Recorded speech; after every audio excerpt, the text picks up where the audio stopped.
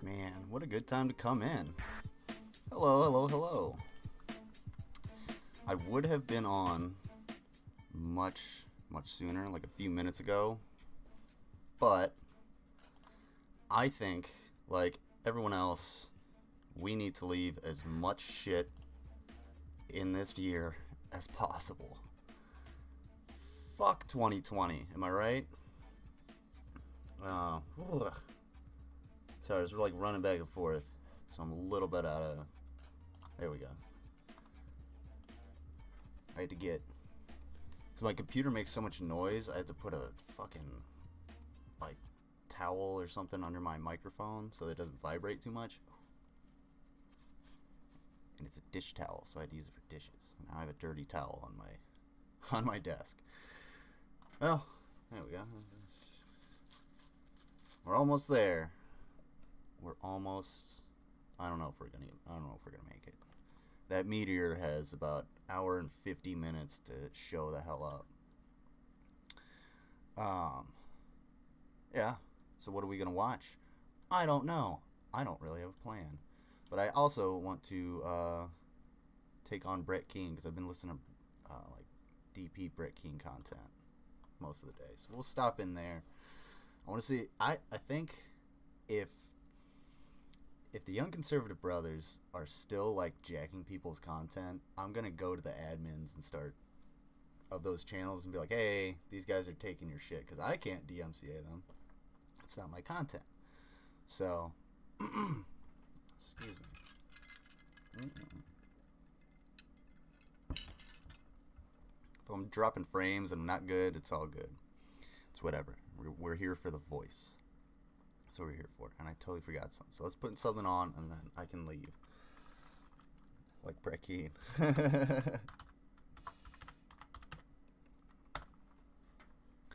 Brett Keane. Brett Keane, you're not as...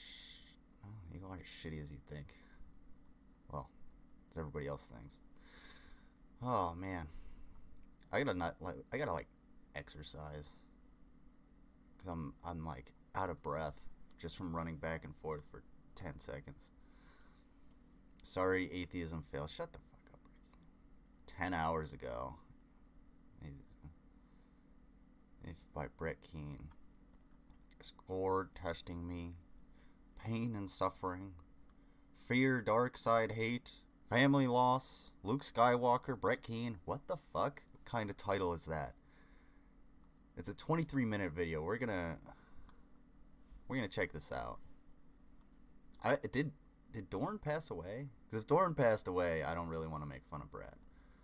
I don't think that's really cool. Like,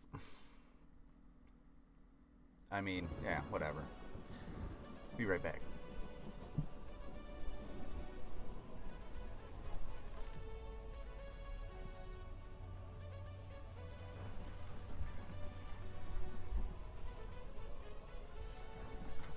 Yeah, it's enough of that. Holy shit, dude. Like 30 seconds of intro? Who does that? Hopefully, a lot of you already know what it is. I don't know what it is. Ooh, we're about to get into it. Tell me, Brett. Sorry, I was just going to point out that you can call him. Because I'm about to do a spoiler alert. At the end of the finale, Luke Skywalker shows up. They did a de-aging CGI. I thought he was going to say, like, he appears Dorn finally fucking got her left. That would be cool. Oh, sorry, it's pleaded for the longest time to be able to see a series that happened. My bad, guys. After Return of the Jedi, to see where the training that Luke Skywalker got.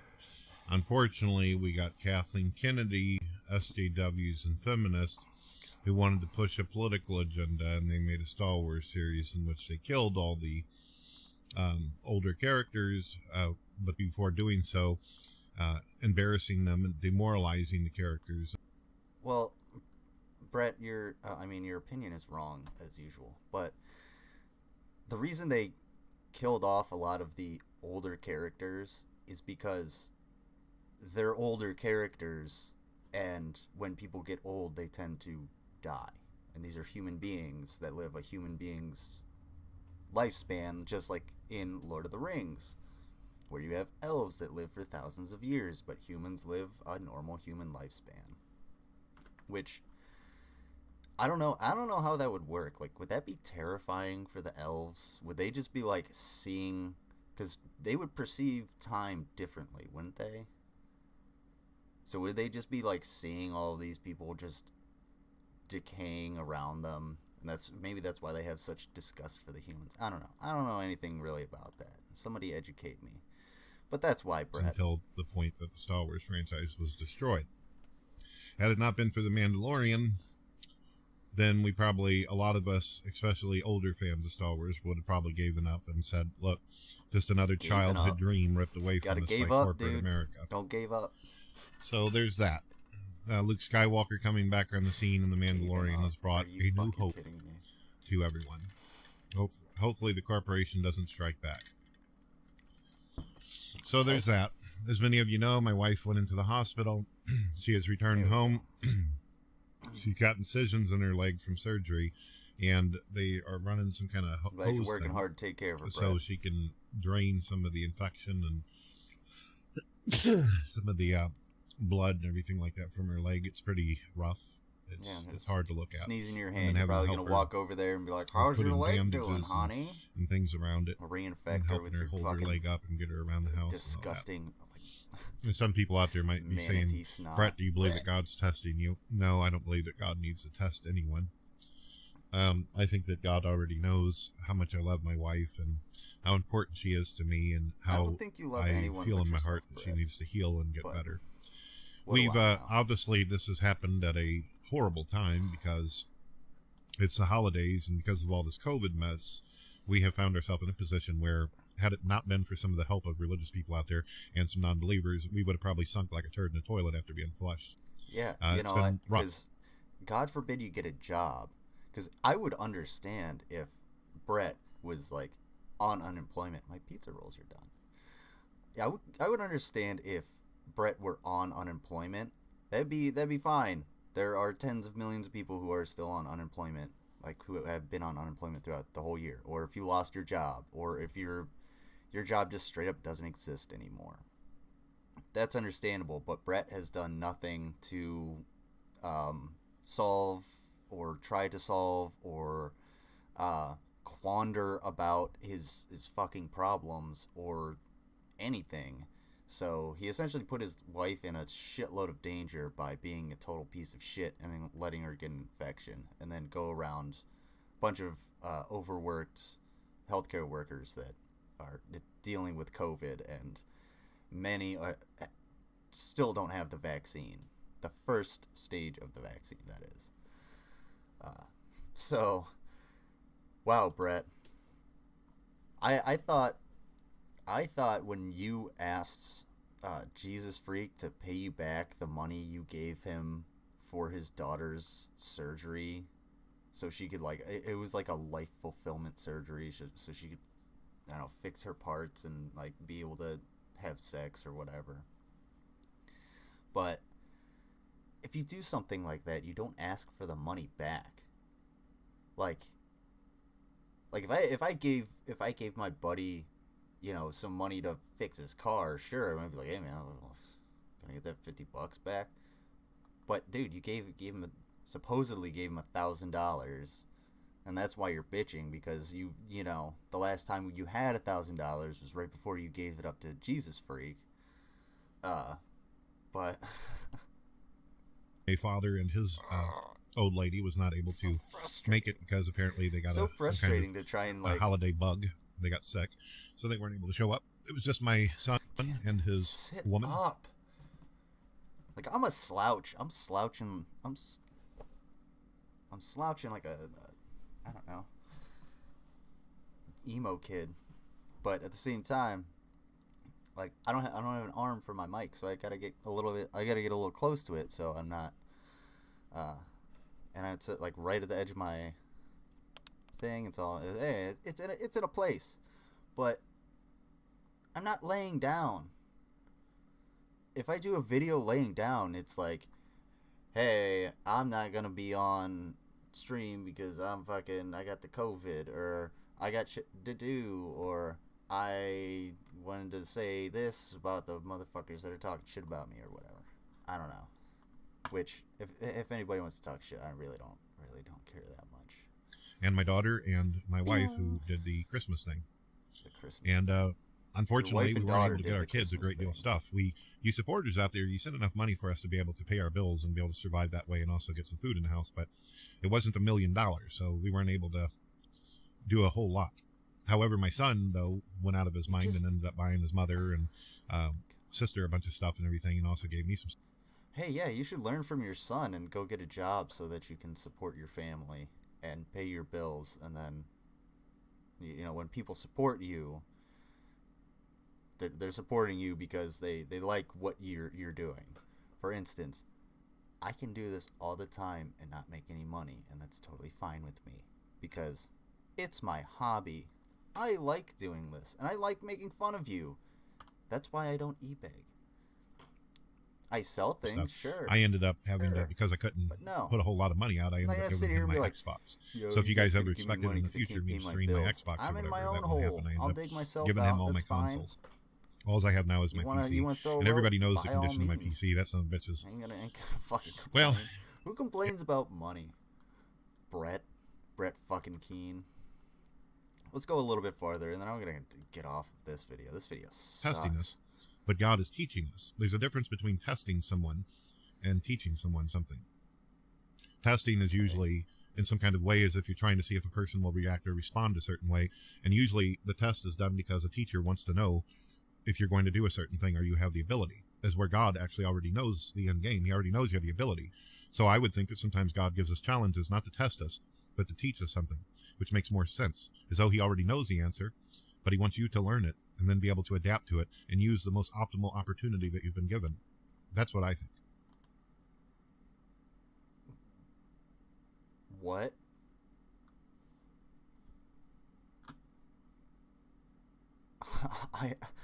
I honestly don't even know where to go with that.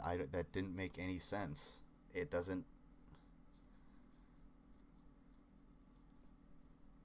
I have to listen to that again just because Someone and teaching someone something. Okay. Testing is usually in some kind of way as if you're trying to see if a person will react or respond a certain way, and usually the test is done because if you're going to do a certain.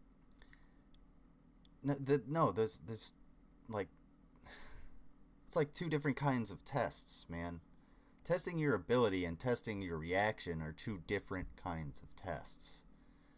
Because testing your reaction is a learning experience for me, but testing your ability isn't a learning experience for you. Okay? Actually already knows the end game. He already knows you have the ability. So I would think that sometimes God gives us challenges not to test us, but to teach us something, which makes more sense, as though he already knows the answer, but he wants you to learn it and then be able. So God teaches us lessons through tests? Oh yeah. This is getting really fucking stupid, man. Can you see if you can make sense of this? Can you make sense of this? Please? Testing is usually in some kind of way as if you're trying to see if a person will react or respond a certain way, and usually the test is done because a teacher wants to know if you're going to do a certain thing or you have the ability, as where God actually already knows the end game. He already knows you have the ability. So I would think that sometimes God gives us challenges not to test us, but to teach us something, which makes more sense, as though he already knows the answer, but he wants you to learn it and then be able to adapt to it and use the most optimal opportunity that you've been given. That's what I think. So is God. So God's like a parent or a teacher. Like your teachers, your leaders, your parents should always they should constantly test your abilities. If I don't even know what the fuck he's talking about. I wonder if I can't wonder if I missed anything because he's so stupid. So I might be taking everything out of context. I feel like I came into a new segment. Maybe I'm wrong. Let's see if he says anything, and then we're going to move on. We're going to go to Von Helton next. Woo! Great deal more that is good and filled with love and patience and endurance than that of evil. I'll explain why. If it wasn't for God, you and I would not exist. We wouldn't be living the life that we have. Yeah. And although my wife is hurting and going through her problems, and I get to watch her leg bleed and go through the pain that she's going through, had it not been for God, I would have never existed in the first place to have the experience that I have with loving my wife. Oh, by the way, for anybody wondering, yeah, this is at 1.5 times. And married to her, bringing 2 wonderful children in the world. Slow. All this happens because God gave it to me.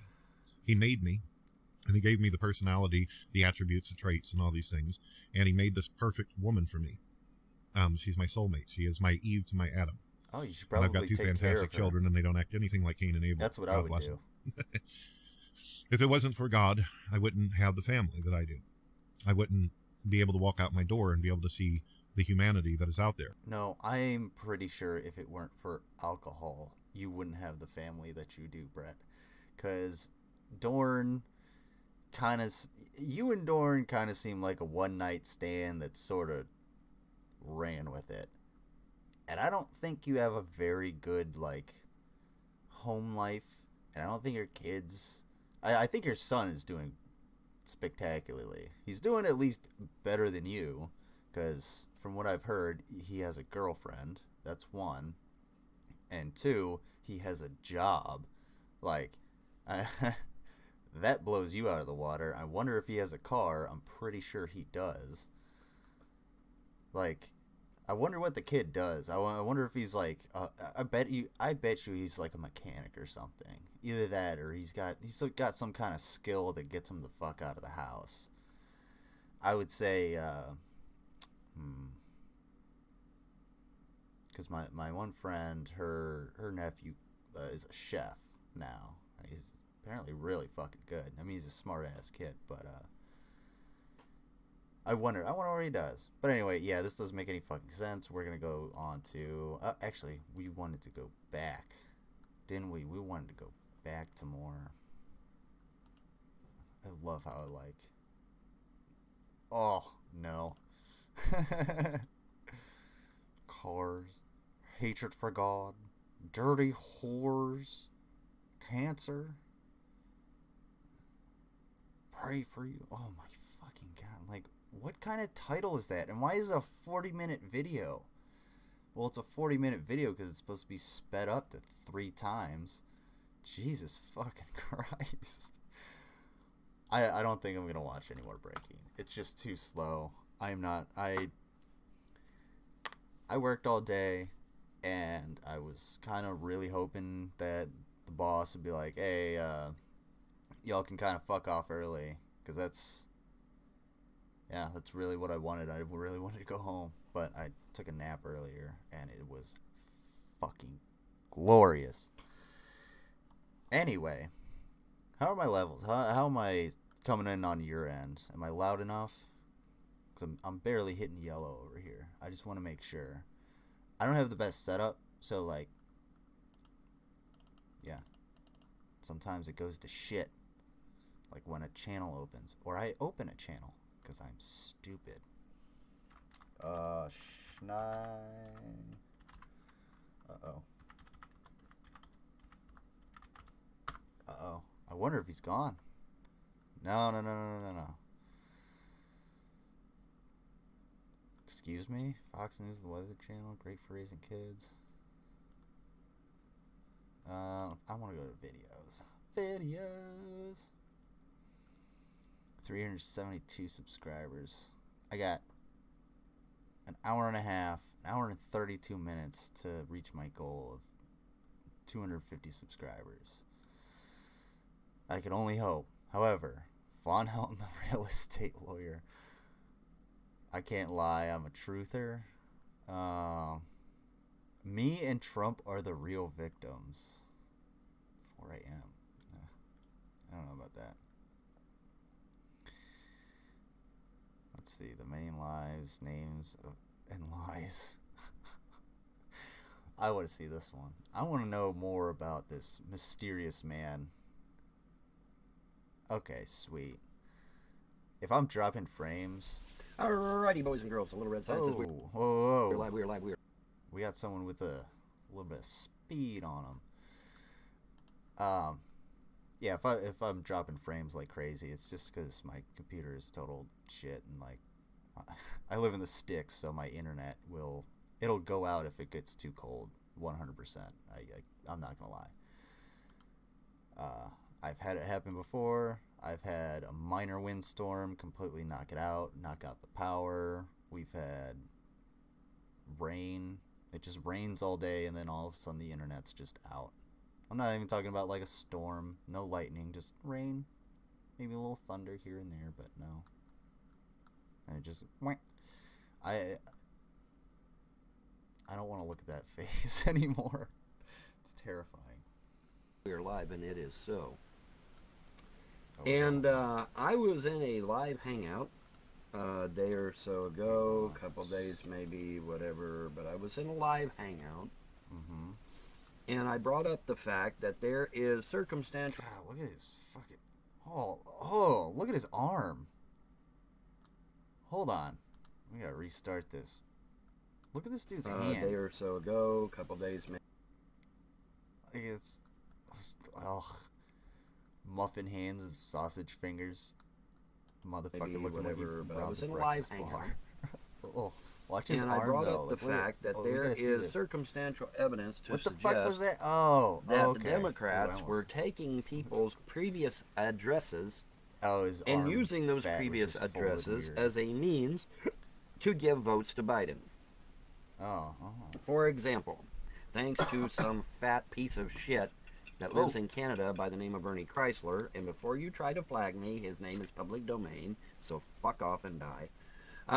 Good old Ernie put all my fucking information out there, my birth state. If anybody's gonna flag you for that, it's probably because you're gonna slander them. My birth city. I'm just saying. People that knew me down there and all this shit. City. I'm just saying. People that knew me down there and all this shit. Totally against Chili my boy. permission or my will. But anyway, enough said about that. The point is that I have not always been in the state of Kentucky. I was born and raised in Ohio. Why? I'm at least glad you're not here anymore. Get the fuck out. Ugh. There's so many places in Ohio that I know he could have come from, and they're not good. Oh, and man. so as a result, what's happening is that the DNC has somehow got these machines to find out where I lived in Ohio, and to cast a ballot in my name without my permission for Joe Biden. Okay, so right now, out there somewhere, allegedly, is a ballot for Joe Biden with the name Urban Eugene Helton Jr. from Hamilton, Ohio on it. So you're just making a accusation?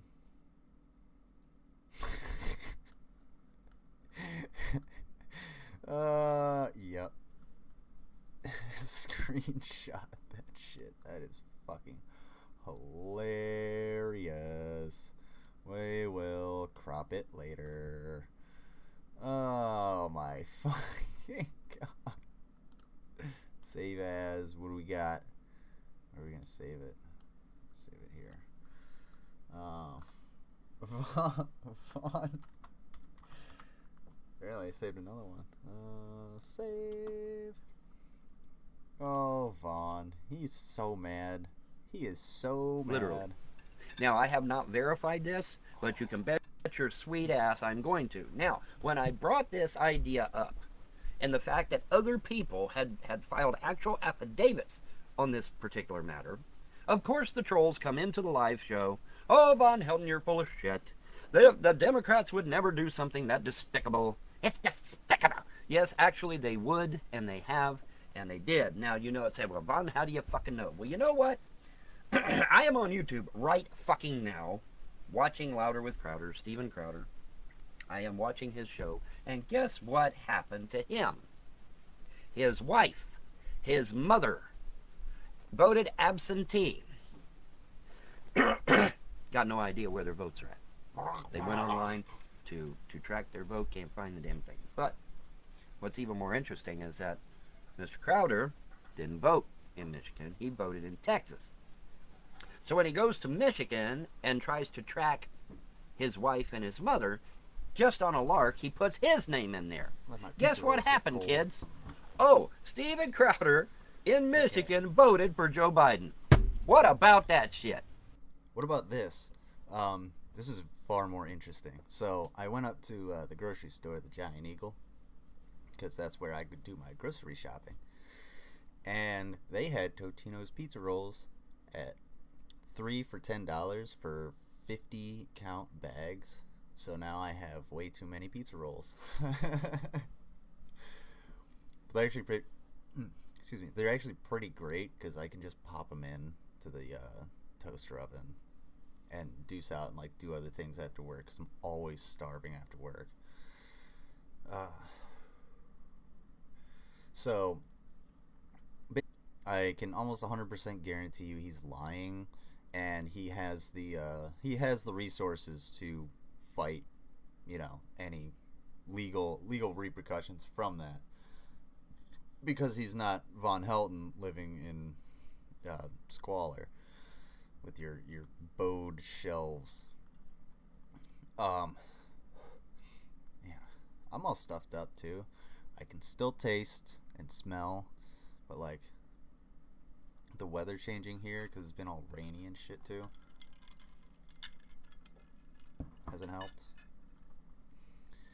But yeah, so you're just making Oh, that's what I wanted to say. So the affidavits, if nobody knows this by now, affidavits are like, it's like nothing. It's like a piece of paper that somebody wrote their their story on, and you have to back it up in court, and none of this has been backed up.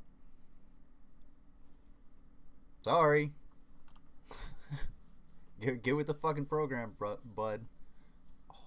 Isn't that fucking amazing? So here's what we're going to do, boys and girls. Here's what we're going to do, kiddies. It's terrible. I want every motherfucker that's had a change of address, I want you to seek out that change of address with your previous name, and I want you to see if you voted for Joe Biden in this election, because I'm under the assumption now that that is indeed the case. That is indeed the case. I wonder if you're allowed to vote, Vaughn. Are you? I wonder if Von Helm. Because it just happened to Steven I Crowder. don't want to look it He up. just checked it. It happened to him. He's stupid as shit. They literally used his address and kinda his sucks. name in Michigan without his permission or approval to cast a ballot for Joe Biden. Literally. He's talking about it now over on his YouTube page. Okay. Now, meanwhile, the vote for his wife and his mother, who are staunch conservatives and who voted for Trump, we can't seem to find those votes. You go on the Michigan website to track those votes, can't seem to find them anywhere. Imagine that. Mm-hmm. Okay, so what they done was any Very vote for Trump specifically. was automatic. So, does he expect like nobody to check? Because I mean, I'm not going to, because that sounds boring, and I know he's lying. But does he expect nobody to just not be able to just fact check this? And I guarantee, because this is what these guys do. Like Von Helton and Brett Keane and their ilk, they play telephone, and the connection that they have is like they're working with, you know, two cans on a string, and the strings, yeah, string ain't doing, it's seen better days, let's say that. And then they try and like put the bullshit that they think that they're hearing out to the world, and it's so easy to debunk just by literally Googling anything or just by looking at their track record. And it's like, I wish I could get on like a stream with, or one of his streams, and just like poke at him, because it would be too easy. All you would have to do is literally just like say, no, I disagree, and he'd be like, well, what do you mean? Oh, you're just all buzzword, fucking, I'm all man. Like, fuck off, dude. Alright, I want to find a different Von Helm, and then I want to go, where should I go? What should I do? Should I do cooking, or should I check in with YCB? Because I don't know if I don't want to go to like the same channels every fucking time. Von Helm, the DNC is guilty of treason. I would love for you to actually be able to define treason, Von Helm, or define any word, let alone spell it. Oh, this was hilarious. You did not win the lottery. Double not super spy military career. Hello. Uh-oh. Cooking. Oh, okay. Alright. We'll go to cooking right after this. We won't watch the whole thing, because it's definitely gonna be super long. But yeah. Hold on, let me I got an idea. While we watch this, I'll look up some good cooking. Bad cooking or good cooking? We'll be right back after these messages. All right. Shit. Since this seems to be Hello, the other topic viewer. that refuses to fucking die, and I can't have these people fucking assassinated, because that would just be horrible, wouldn't it? So what I'm going to do instead is I'm going to reveal... I think I should do a full takedown of this video. What do you guys think? give it the old military perspective. And we'll go on to cooking, and I'll actually do this one as its own separate thing, because I think I'm definitely gonna like download this, because I don't know how long. We're gonna. Oop. Yeah, save. I'll save the lunch later. Why did that thing? Okay, yeah. Well, everybody's gone. All right. I'm gonna do an actual like thing on that one.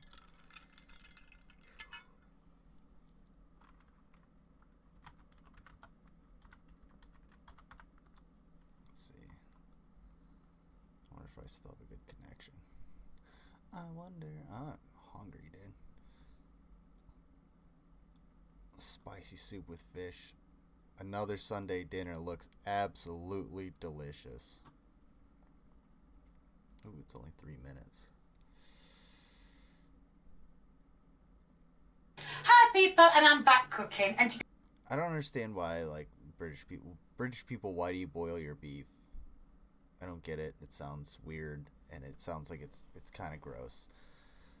I'll be right back. today I'm going to be doing a Sunday dinner, which I have been told by Lee I've already done one, but I did say I was going to do some extra ones. Right, as you can see, well, you can now. I've done some potatoes. The joint is in the oven with the roast potatoes. I am opening some carrots, and I'm also going to do some peas. Can you see them? Yeah. And then, well, I'm going to put them all on and cook them. As you can see, the joint is done. It's had an hour. It said on the packet an hour and 40 minutes, which is being done. I did it on 200 because I didn't say what. Now I'm going to cut some of the meat off. I'm not very good at cutting meat. Never have been. Oh dear, there'll be more bits on the plate than anything else. If you're wondering why it looks so white at the top, it's because I took. Alright. Always on the piece of pork. There's always a collar of fat. Fucking Christ! What the hell? I came in at the thumbnail. Sorry, my pizza rolls are really hot. She said Sunday dinner. Roast potatoes. I am opening some carrots, and I'm going to. Carrots? And I'm also going to do some peas. Can you see them? Yeah. And then, well, I'm going to put them all on and cook them. As you can see, the joint is done. It's had an hour. It said on the packet an hour and 40 minutes, which is being done. I did it on 200 because I didn't say what. Now I'm going to cut some of the meat off. Extra ones. Right, as you can see, well, you can now. It's because I'm dumb. I was like, why? Whoa! I'm like missing everything. So she said she had a Going to do some extra ones. And some potatoes. Right, as you can see, well, you can now. I've done some potatoes. The joint is in the oven with the roast potatoes. I am opening some carrots, and I'm also going to do some peas. Can you see them? Yeah. And then, well, I'm going to put them all on and cook them. As you can see, the joint is done. It's had an hour. It said on the packet an hour and 40 minutes, which is being done. I did it on 200 because I didn't say what. Now I'm going to cut some of the meat off. I'm not very good at cutting meat. Never have been.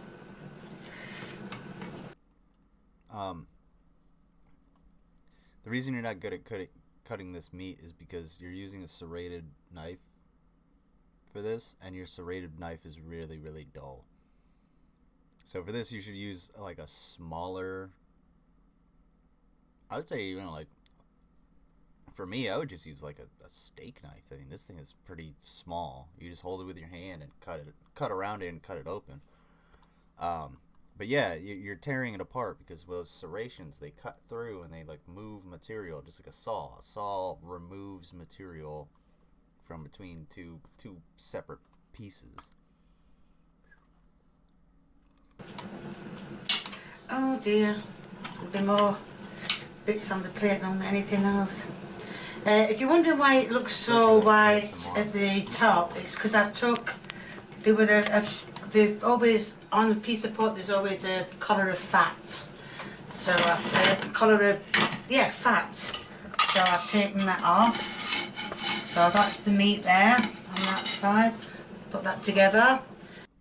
That kind of looks like pork, but I wonder what it is. Like, she said it's a joint, and I know, like, I've heard that a bunch in, like, British cooking and whatnot, but what is that? What is the vegetables are done, but the potatoes need mashing. So what I'm going to do, I mean, it's a waste of time just showing you the mashing. So I'll just mash the potatoes and then I'll show you putting them out on the plate. Right, as you can see, I've dished it out.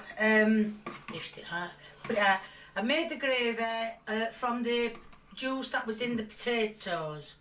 And because they were in a steamer, obviously the juice... If that was loud for me, I can only imagine how loud it was for you guys. Holy shit. But she said she got this joint out of a package. It's like, I'm not adverse to, like, buying vacuum sealed meats and, like, you know, pre-seasoned shit just because you want to cook and eat. But I wondered, because I always think of one episode of Gordon Ramsay, like Kitchen Nightmares, where he goes to this place, dude gives him vacuum sealed preserved like lamb shanks, so you don't have to refrigerate or something, and he's just like, he just doesn't even eat it. Pretty great.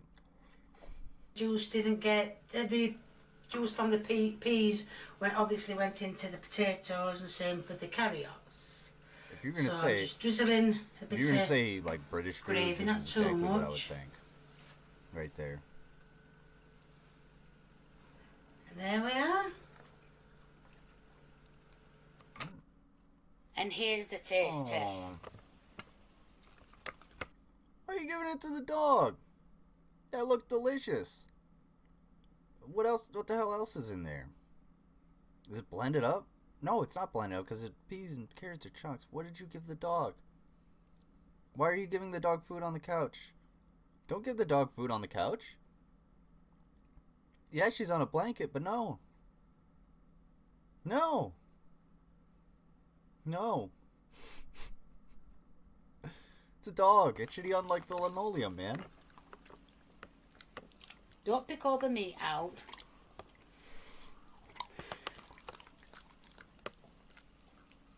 Aww. How precious.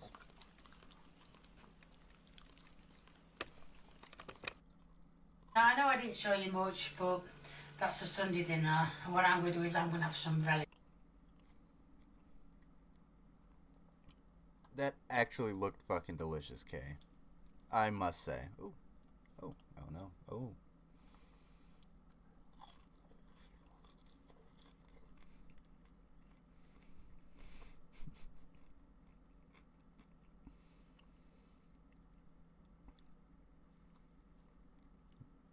People keep popping in and out. I keep wondering if it's one person or if it's a bunch of people not understanding that it's QUARAN-STREAM and not QUARAN-STREAM. I'm sorry. It may be misleading, but English is a confusing language.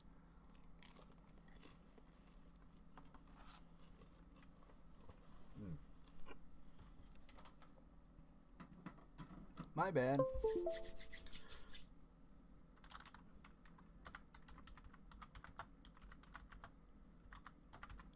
We go to Cooking with Jack, but I also want to go to. Oh no.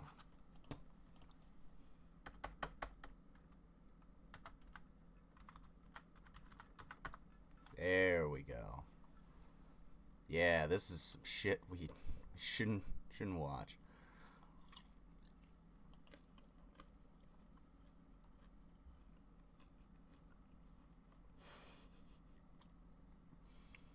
Let's see.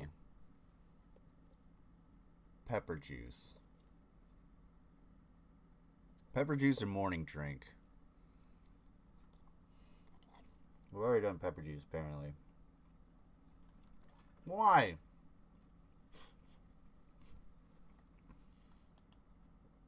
Why did I not do this one before? Oh, excuse me, I'm talking to my hand.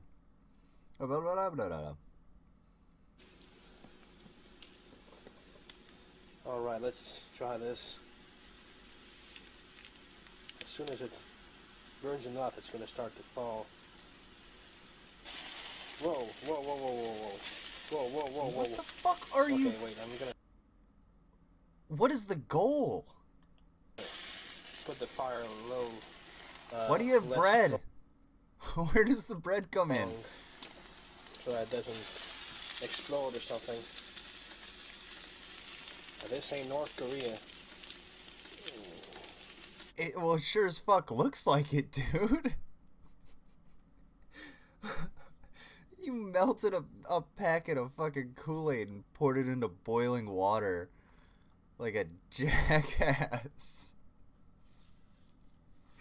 And you're sitting here wondering why your shit's going to fucking...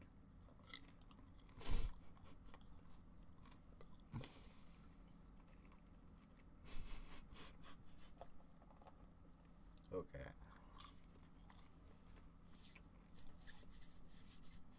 We're gonna do...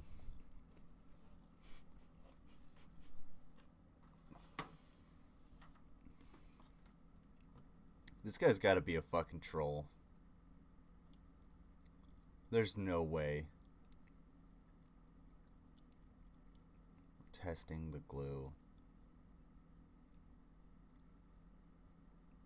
Why are you at the old quarry?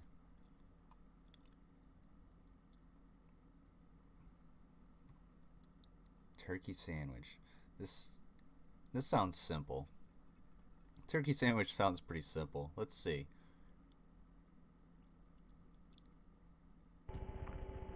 Hey guys, Oh, I've been man. trying to make a new video for a while now, but I've been running into problems. Yeah, this See, is this old. It's is- 2011. Camera that I normally use, okay? Yeah, I Oh, can't see lights shit. are- I'm not gonna watch that. That video is really bad. Ooh, excuse me. Flaming Sambuca. We got an hour. Got an hour till this fucking year is over. And then we get to go to the next one. Isn't that so cool? Even it says 10 years ago. Oh, it says 2010. I was thinking it was 2011. I need a knife. There was one here. Let's see, 11 years ago. Fuck. I just erased my fingerprints. Next time I get to the airport, they're gonna kill me. Alright, where's my knife? What? There it is. Ow. What is the, do they fingerprint you at the airport now? Damn, I really Or got in burned. Canada?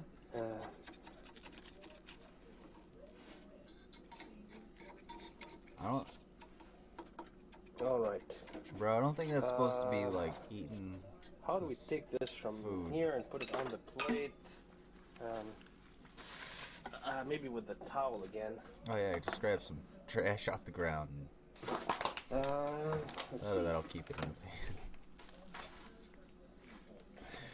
Oh no. Is See it if it works. cornbread? Why is it on a bowl? Yeah.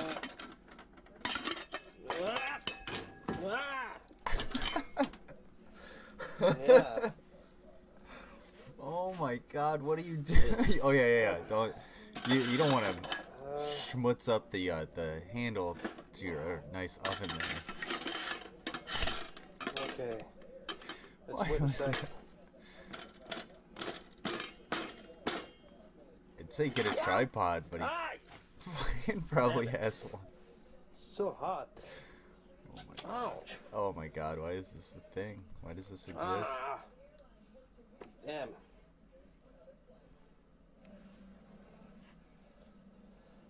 Careful, Okay. man. Oven be hot. Just pot be hot. That's only part of the cake. The fuck is that? That's like, it's a cake with a hot dog in it. That's not. It's not. Is it a turkey dog? Looks delicious, eh? Okay, wait a minute. It. Damn. No, like it looks like you. Fingers. Shit. Ah. It looks like you guessed at what Look at you this. were wanted to cook. It's all back. I can't see it. It's a first degree burn. You'll be all right. It's the reason it hurts so much. Damn. Okay. Let's try it again. You got a lot of eggs, or at least egg cartons, and it's kind of. I hope they get refrigerated. But I'm not going to put any money on it. Oh, it's I never sitting on realized the the toaster. cooks, Never you know, mind. that they go I for thought so that much was just like a risk. stack of egg cartons. You know, next time you get a cake at a restaurant or something, you gotta remember that people risk their lives for this. Dude, yeah. Next time you get a cake at a restaurant and this shit comes out, start fucking swinging. I am not paying any money for a Betty Crocker cake with a hot dog in it, or a turkey dog, apparently. Like, yeah, people risk their lives, but they're not holding a camera society, in a house full of like cooks, trash. you know, they risk their lives on the job for the really rich companies and all that. Okay, that cake is done. I'm gonna clean the Yeah. pot now. Go ahead, toss it in the because trash, order a right now pizza. it's pretty much useless.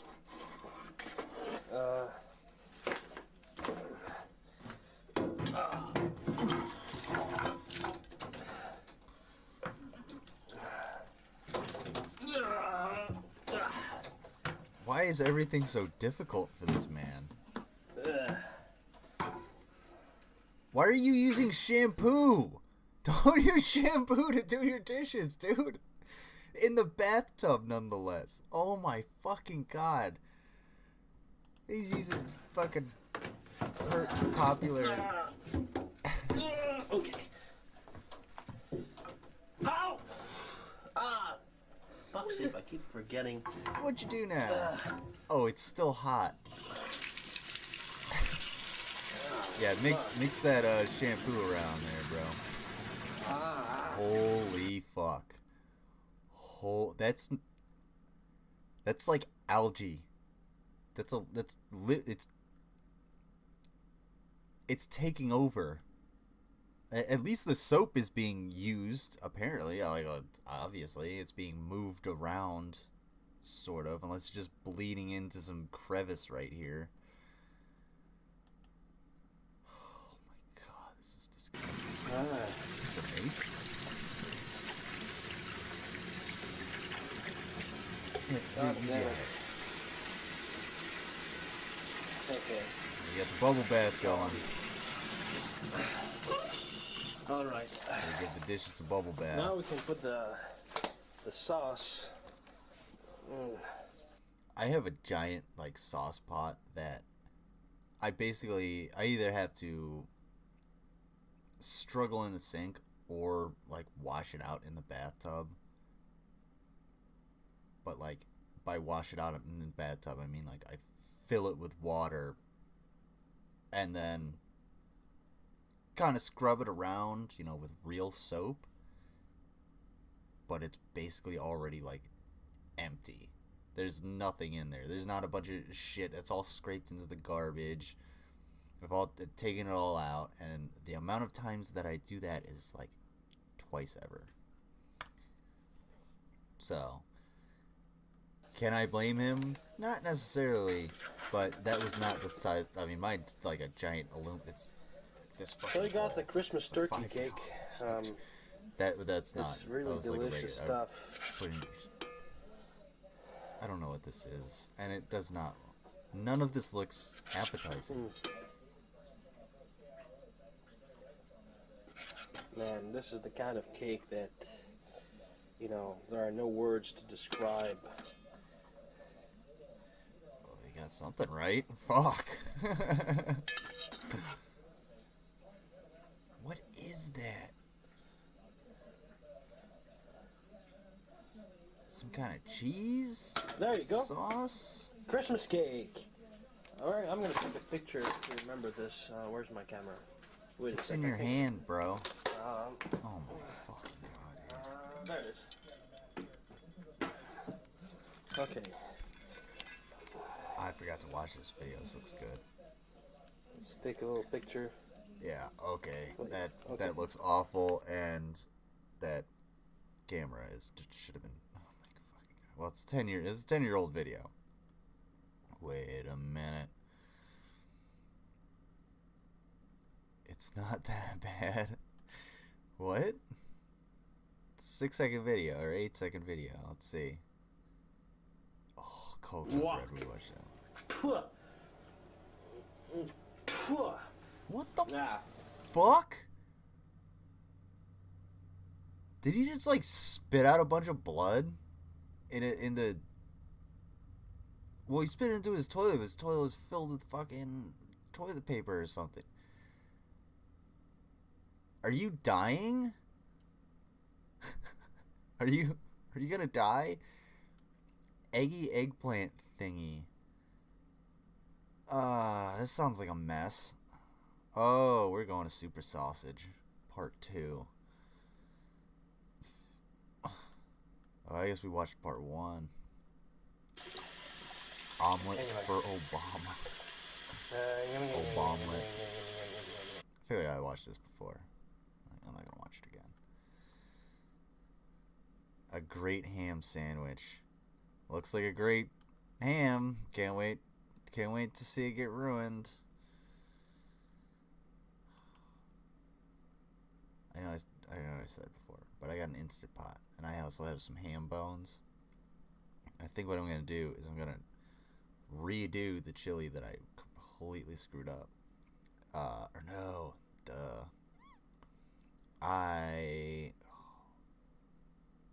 Stir fry. There we go.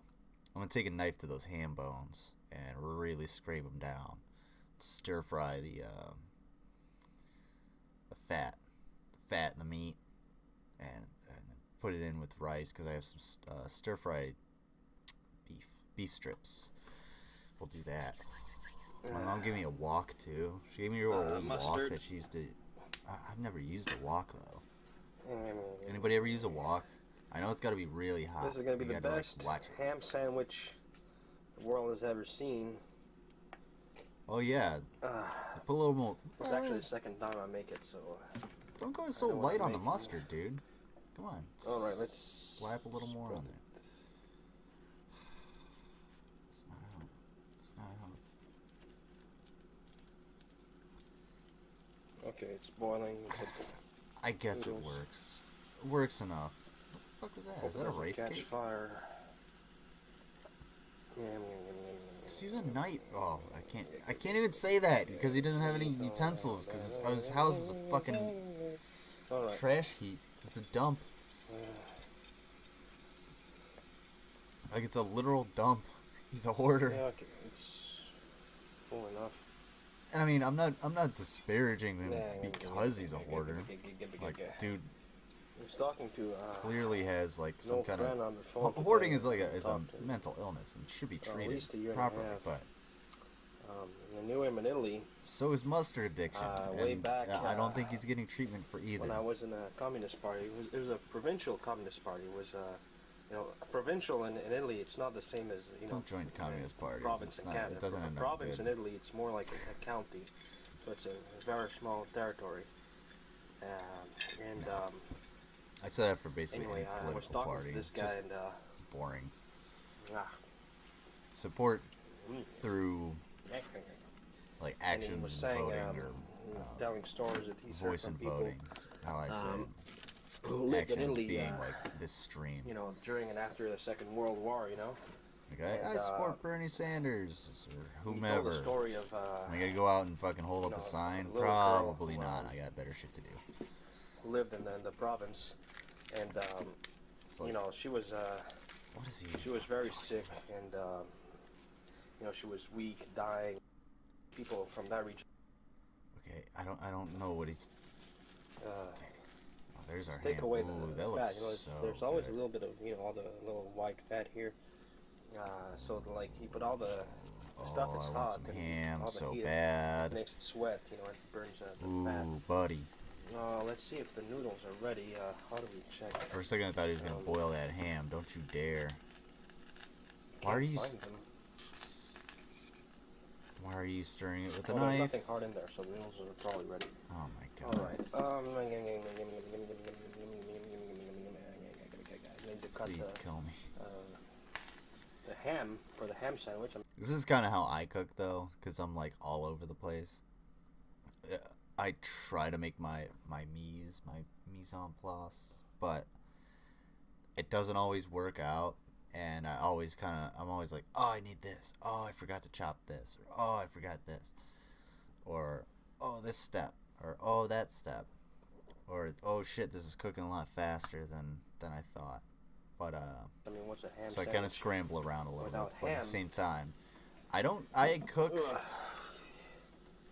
This isn't really cooking. This is just like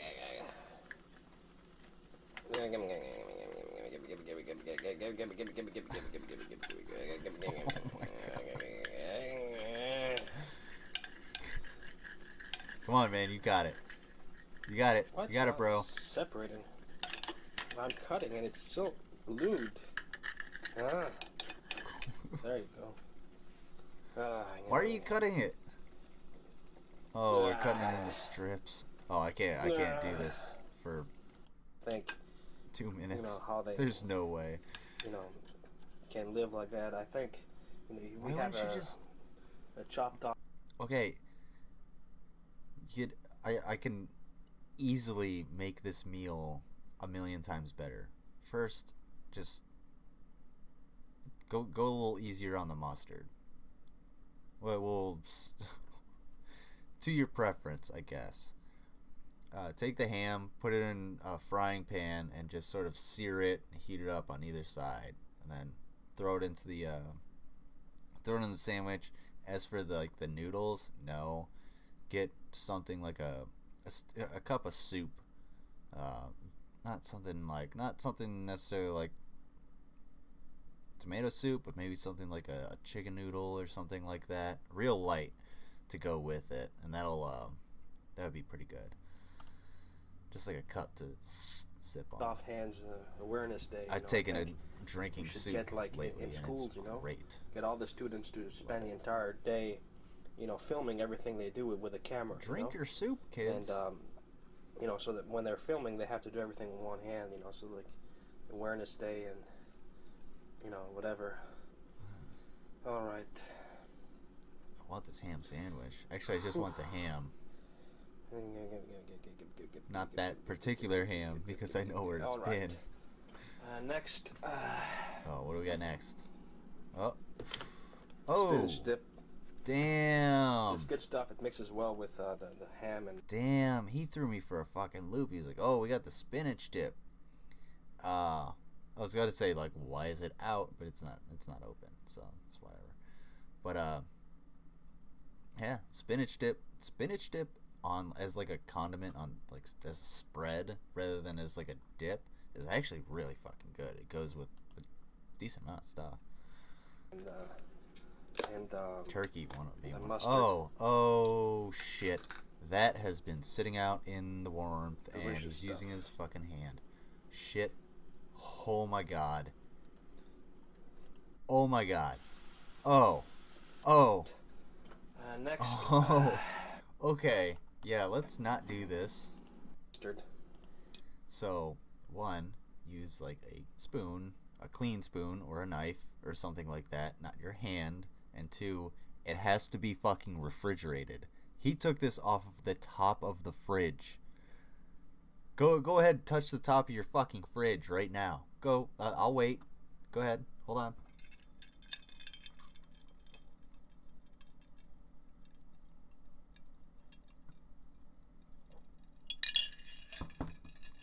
Hot enough for you?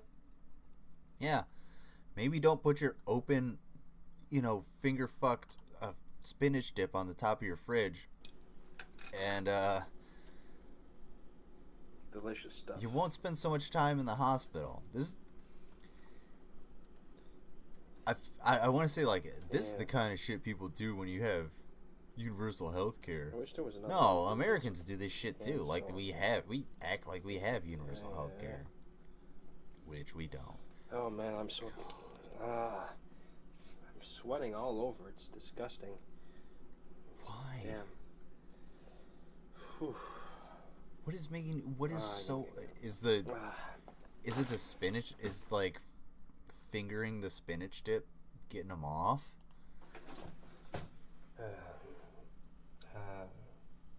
Oh no! don't get it dirty.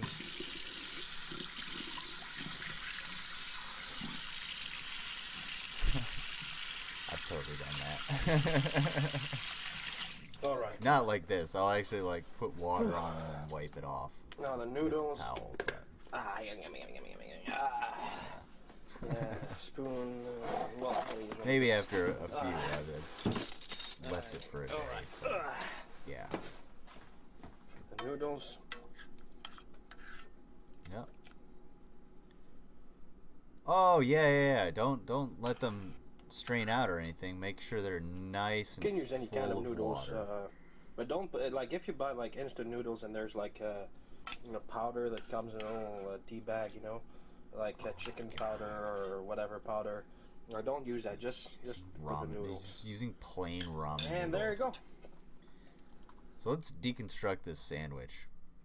We have rye or wheat bread, about 2 tablespoons too much of yellow mustard, French's yellow mustard, I guess. Some pre-sliced ham or pre-cooked pre-sliced ham that was not heated up. It's cold. Thick cut, and then cut also into strips. And then all of that is covered in unstrained plain ramen noodles.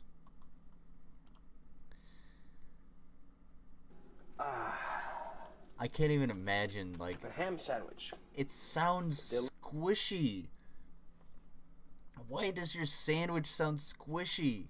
It shouldn't squish. Delicious variety. Like a sandwich at if a sandwich is gonna make a sound, let it crunch, man, like a grinder. But it shouldn't be like ugh. Your sandwich shouldn't be making fuck sounds, Thick as a dude. Big Mac sandwich. It's probably because he finger fucked the shit out of that the spinach dip. Look at this. Admire. Doesn't look. No. I can't admire this. I can't look at this and see a future for humanity. Are you kidding me? This looks like something my drunkest ass would never even attempt. Okay, I tried to make what was it?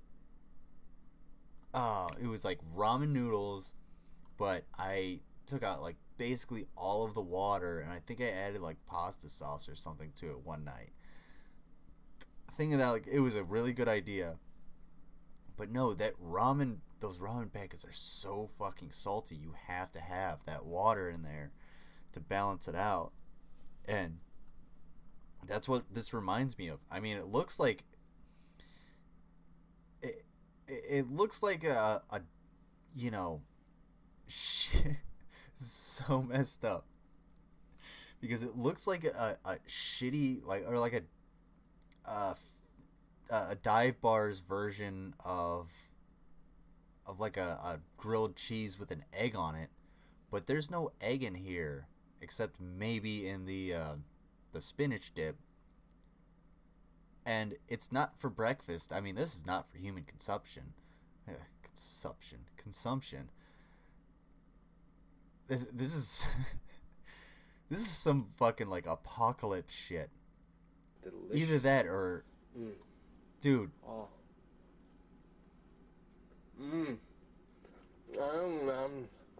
Oh, this is paradise.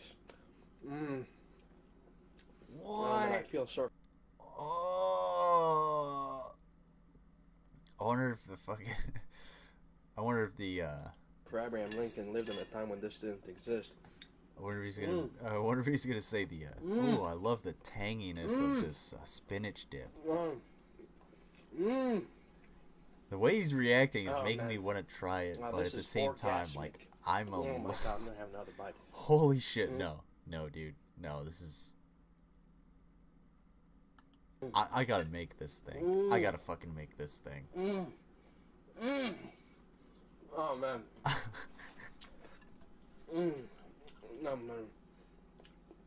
Oh my god, I gotta shut this camera off because I'm gonna eat this now. Guys, you got. Maybe that's what I can do with those ham bones that I have. I'll boil them up with the ramen, and I'll get some extra ham, and then that way I can have a extra hamness sandwich.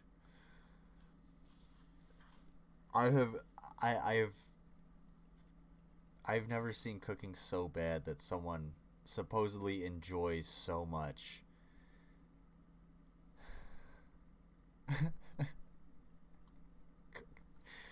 Fucking ramen. Fucking plain ramen on a ham and mustard sandwich. Why not? Worst morning ever. Alright, we're gonna watch this one, and I think I'm gonna get... I want to keep watching these, because... Hello guys, is this thing filming? Well, okay, it is. 1 to 4? Like, a little bit... Okay, we'll not watch all 4 parts of this shit. This fucking guy. How to deal with kitchen and bathroom fires. Oh, shit. Sick of cooking at home. I can't remember which ones I've watched because they're all just so bad. I remember this one. I can't just keep fucking start a fire. Okay. We're not gonna watch all that. You know, it doesn't like explode or It's whatever. a lot of olive oil. I feel like we've watched this one. Yeah, I've watched this one. All right, we're gonna deep dive a little real quick, see if we can find something random.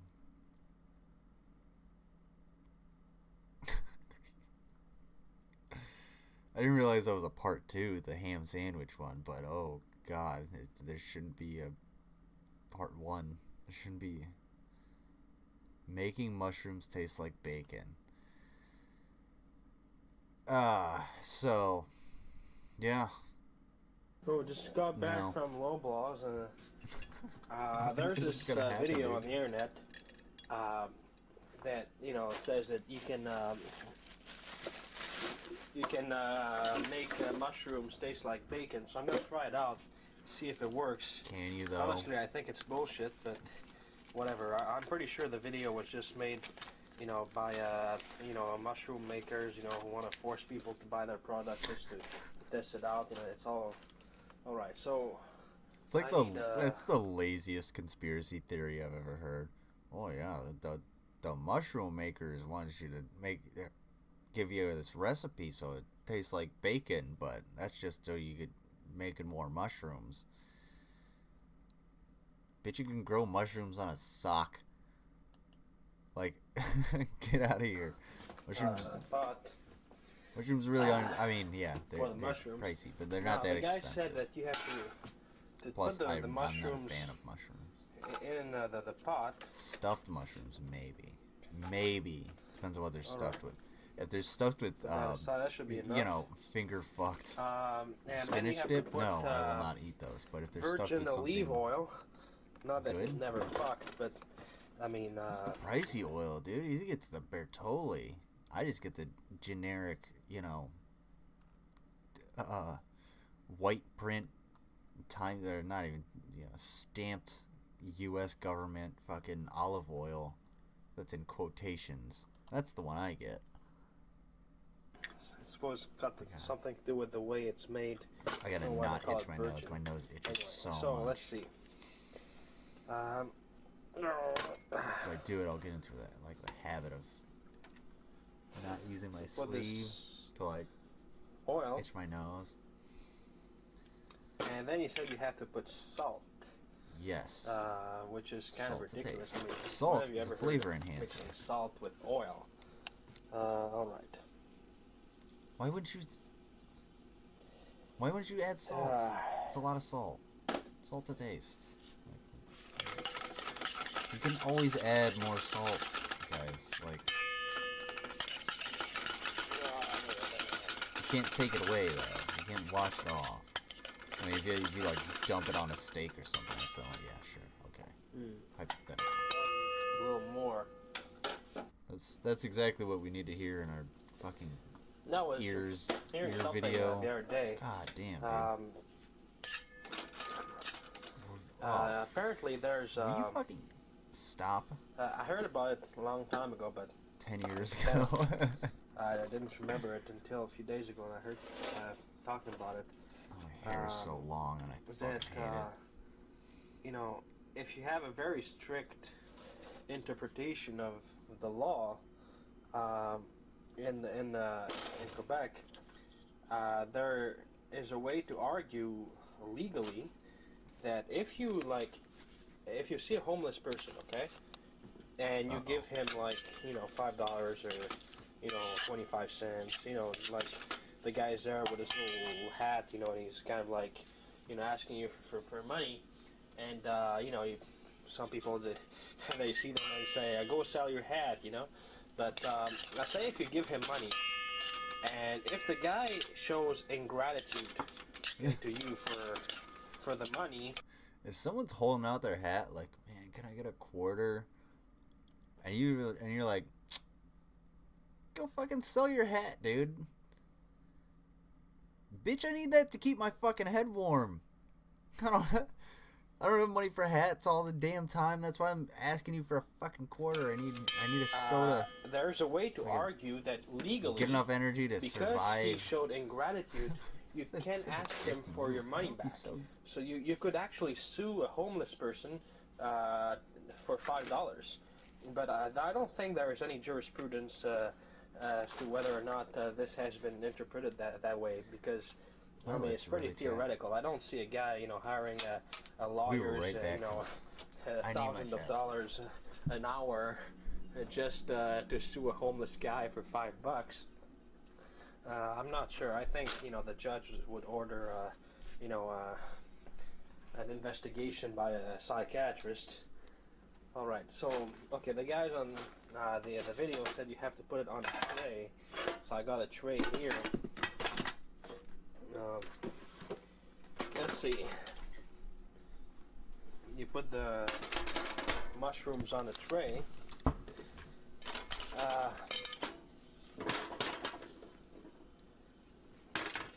And then you have to put them in the oven at 350 He's not gonna spread them out. Celsius. Is he? All right. So 350. Really. You leave the spoon on there? That's between 300 and 400. All right. Excuse me. So we have to take them out every 10 minutes to stir them a little bit. Then it should be ready in an hour. Okay. I usually use this oven for storage. Now there's nothing in it. All right. Did you use it for? Oh shit. Oh my fucking god. For fuck's sake, it's too big. Well, get a smaller pan. I know you got one. Oh, he's just gonna put it in an angle. Oh, he's just putting it in an angle. Oh my god. Alright, so let's check back in 10 minutes, right? Alright, it's been an hour, so we're ready to see if Oh, well, I guess we took a nap. If everything worked. Let's turn Whatever. This off. Frankly, I don't think it worked, but gotta put the glove on because it's too hot. I think that was just like a leather work glove. Let's see. I was gonna say, is that an UV glove? No, that was just like a. I think that might just be like a winter glove. No, that's like some kind of work glove. Oh, well, that's burnt to shit. Ouch.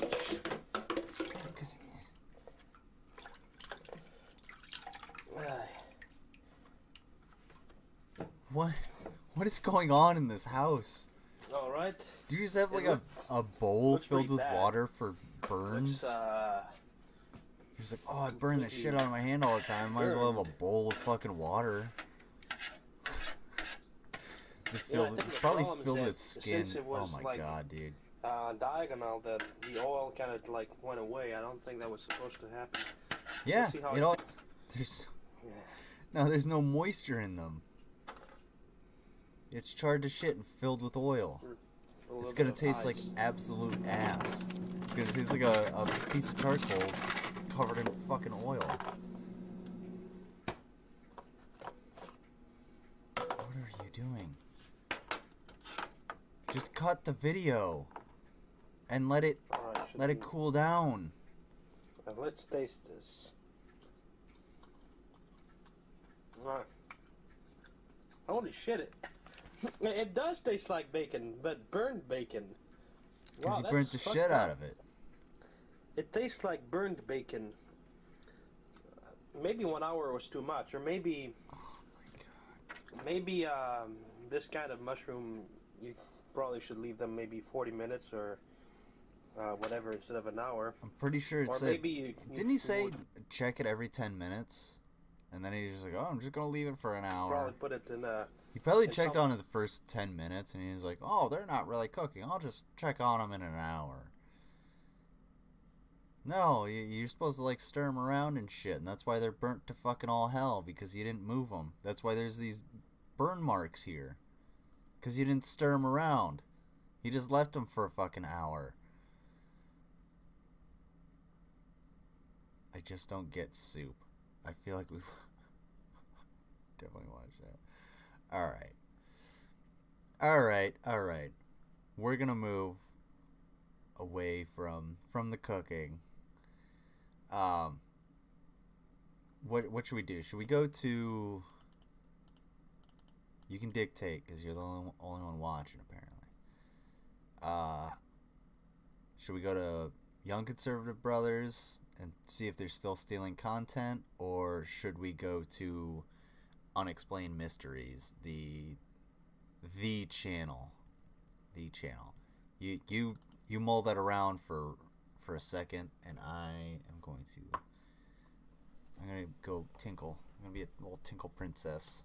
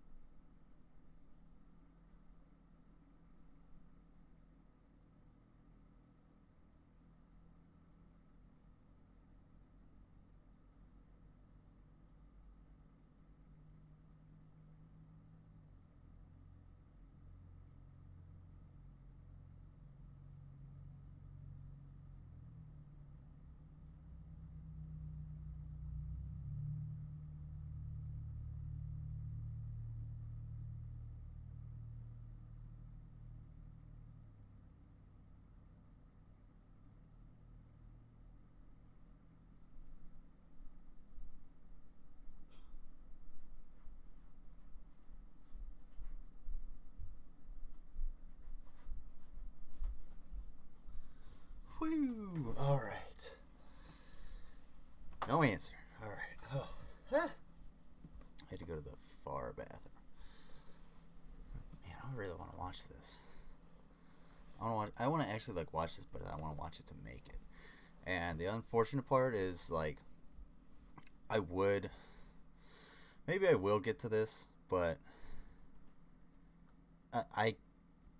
I'm wary of such a popular channel getting, like, watching the whole thing and not getting flagged or something, because I got one community strike on a stream because I watched too much of 5 Minute Crafts, which is like the number 2 trending channel for some fucking reason. That garbage ass. Oh my goodness. Oh my goodness. Oh my gracious. Oh, for a second. Sorry, for a second I thought my mic was off. Alright. So I think what we're going to do, we're going to do a YCB check-in real quick. We're going to buzz by them. What the fuck is this? never mind. Buzz by them real quick, and then that's it. Why don't I ever type good?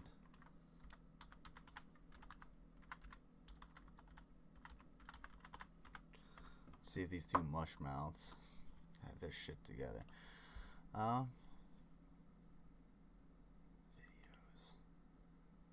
Dude, they're straight up just stealing fucking content. Shocking. These are just clips of his dealings with the Biden family in Ukraine. Okay, who is this guy? Dude.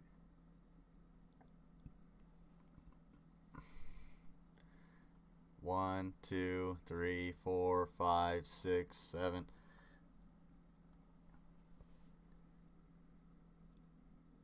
They're straight up fucking just stealing content, dude. NTD Live. OVAN Hutton Pulitzer. I am an inventor and pattern recognition expert. I'm also part of the Gold Institute of International Strategy. Okay. Receive it. You open it up. Chances are you didn't vote right. NTD. Let's look up NTD. What is Is there NTD? Because all they're doing is playing.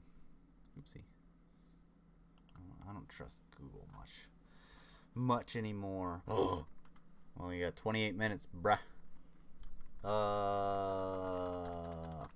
Fucking NTD.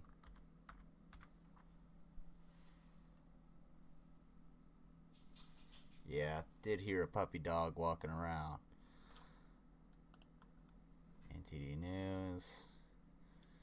About us. Okay. Whoopsie. Whoopsie. That's not what I meant to do. YouTube. I am so going to rat these guys up to the admin for stealing content because I really don't appreciate that. It's on principle, regardless of the ridiculousness. You should not steal other people's content. Let's see. Ooh. I don't know, guys. Videos. Let's see.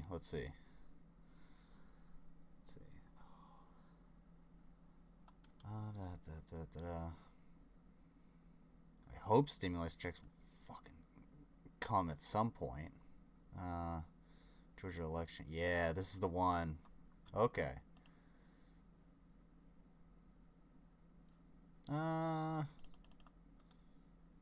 Copy. Wait. Actually, let's do that.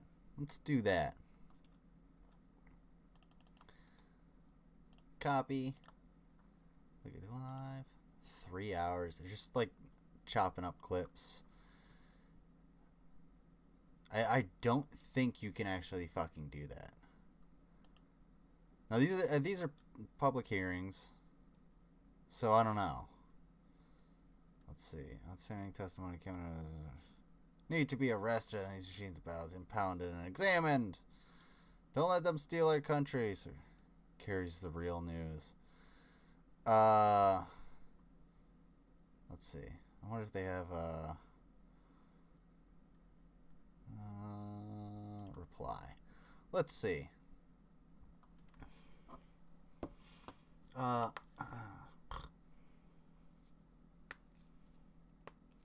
Let's see. Hey, admin, these guys.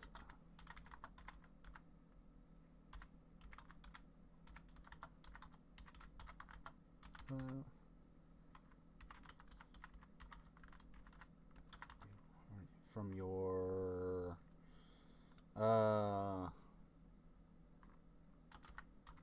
channel, and I don't think it falls under fair use.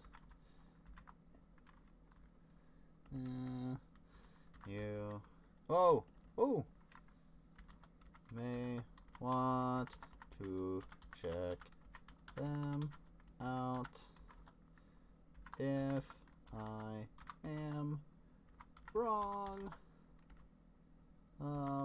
please let me know.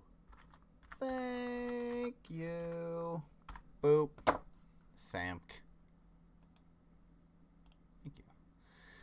So cheesy, but I really, really don't appreciate people stealing fucking content. If you're gonna put somebody else's shit out there, like, say something about it. This is 9 minutes, 3 minutes, 47 minutes, 47 fucking minutes. You can't take 47 minutes of someone else's content.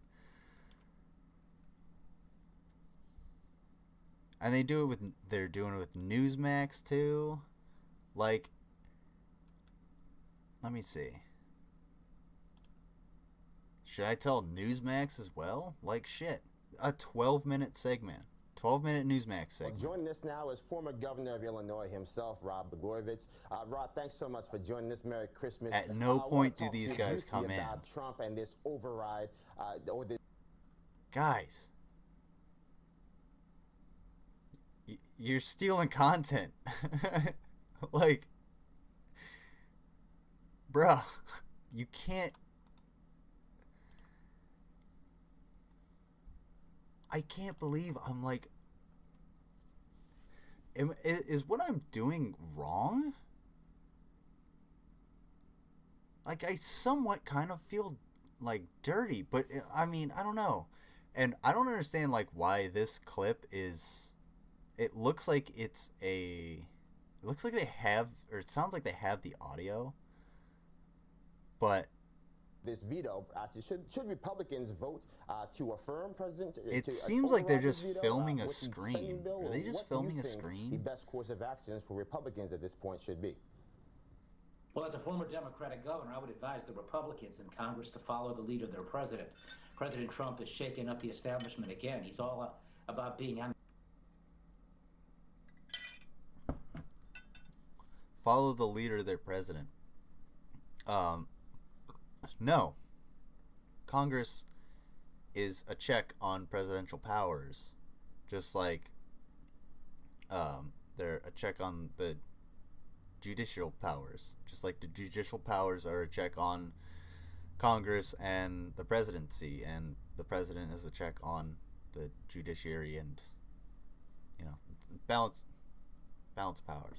Three branch system. You gotta figure that one out, bud. But yeah, we're definitely gonna fucking, cause copy. Oh, I already did that.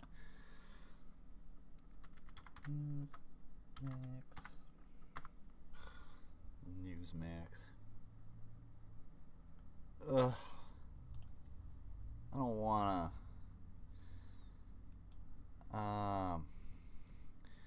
Let's see. Let's see if we can find that particular individual situation. I don't know, some black guy that was hosting, right? Yeah. Anchoring is the word I was looking for. Is the news anchor. Some tells me it won't be hard to find him. There he is. There he is. We got any more?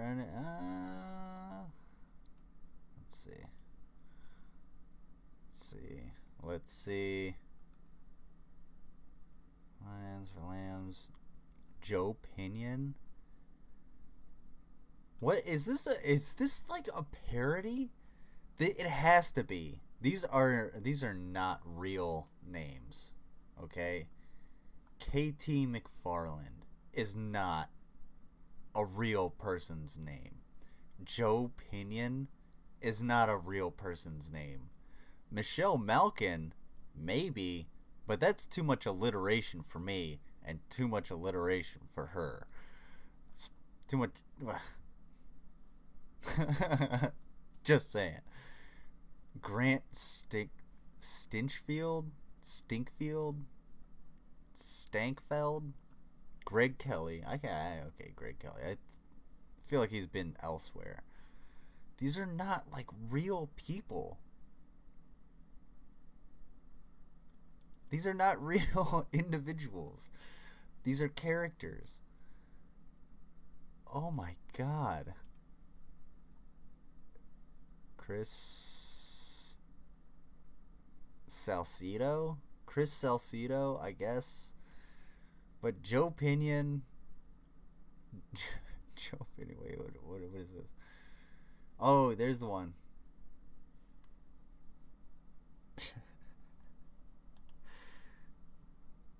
His name is not Joe Pinion. I know it. We got 18 minutes. Well, joining us now is former governor of Illinois himself, Rod Blagojevich. Rod, thanks so much Oh, for joining okay. us. Merry Well, it's Christmas. just I want to talk to you briefly about Trump. Holy shit.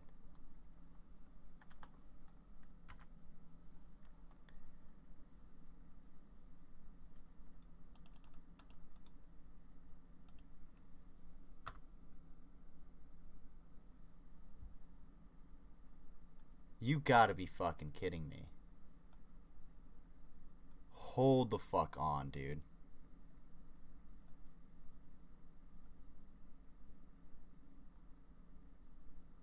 Well, joining us now is former governor of Illinois himself, Rod Blagojevich. Rod, thanks so much for joining us. Merry Christmas. I want to talk to you briefly about Trump and this override, or this veto. Actually, should Republicans vote to affirm President, to override this veto with the spending bill, or what do you think the best course against at this point should be? Oh, well, because as a former Democratic governor, I would advise the Republicans in Congress to follow the lead of their president. President Trump is shaking up the establishment again. He's all about being on the side of everyday people. Look at that bill that they just passed. It's another example of how Congress operates. Again, my computer is kind of shit, so it's going to take a second. It was even a... Okay, guys, you can't just take off 20 seconds of a broadcast and put it onto your channel. You cannot do that. You cannot do that. That's not how this works. You have to create your own content. You have to provide something substantial, something formative to this. So, for instance, I'm comparing how similar, these two clips are, and I'm about to report your ass to Newsmax, and I hope they fucking take you down for stealing fucking content.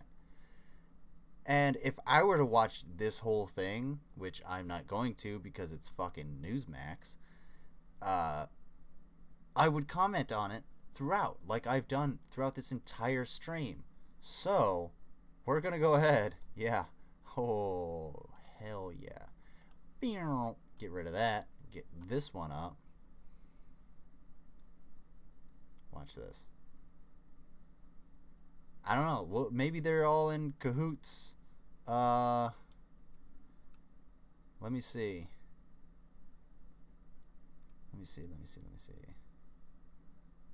Oh, I guess. Watch this.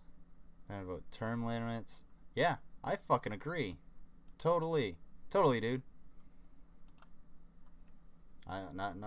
Probably not for the same reasons, but.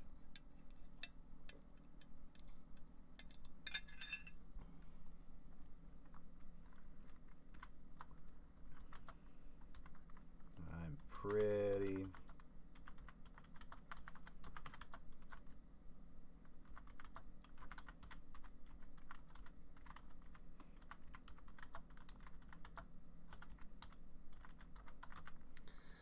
Contents. Straight up. Oh!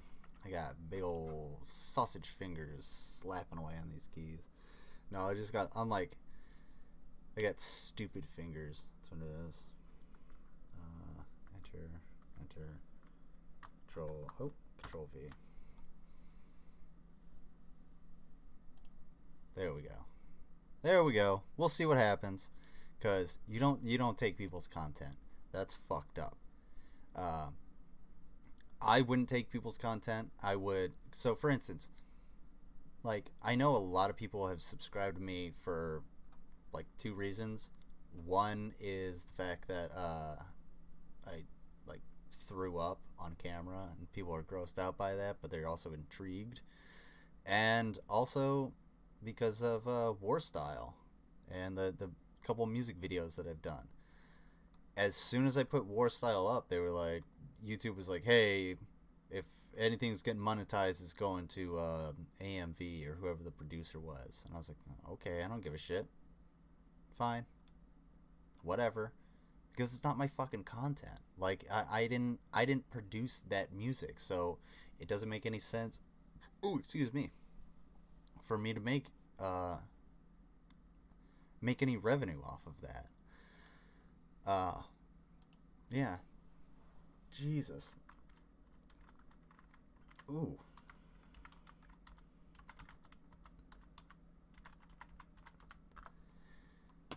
Newsmax Unexplained Mysteries. Yeah, let's do this. Boom. You guys want to watch something? NASA discoveries. Oh my fucking god. They did not use the goddamn rocket frog picture as their thumbnail for, like, their vague ass discoveries. Watch, just okay. Now let me explain. Let me unexplain maybe. So I like stuff like this. I like I don't necessarily believe in ghosts or anything. I just like the creepiness of it. I'm not saying I'm like the spooky Halloween guy or anything.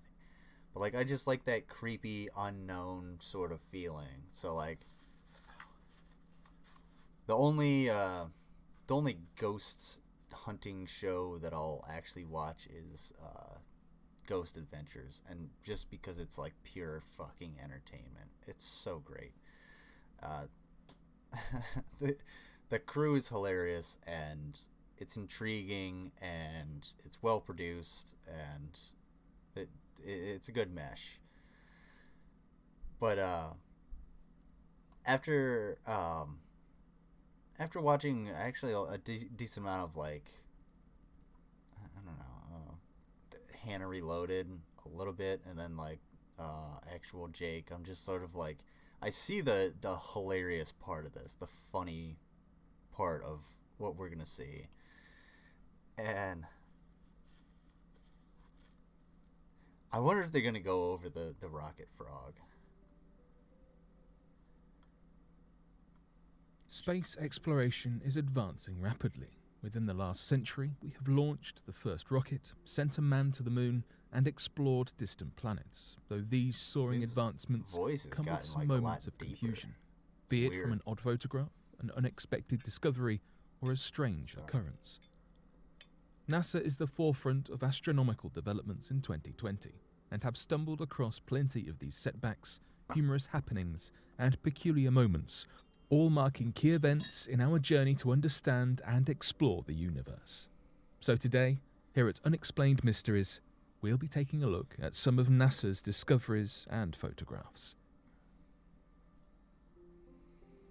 I think it might be a different person.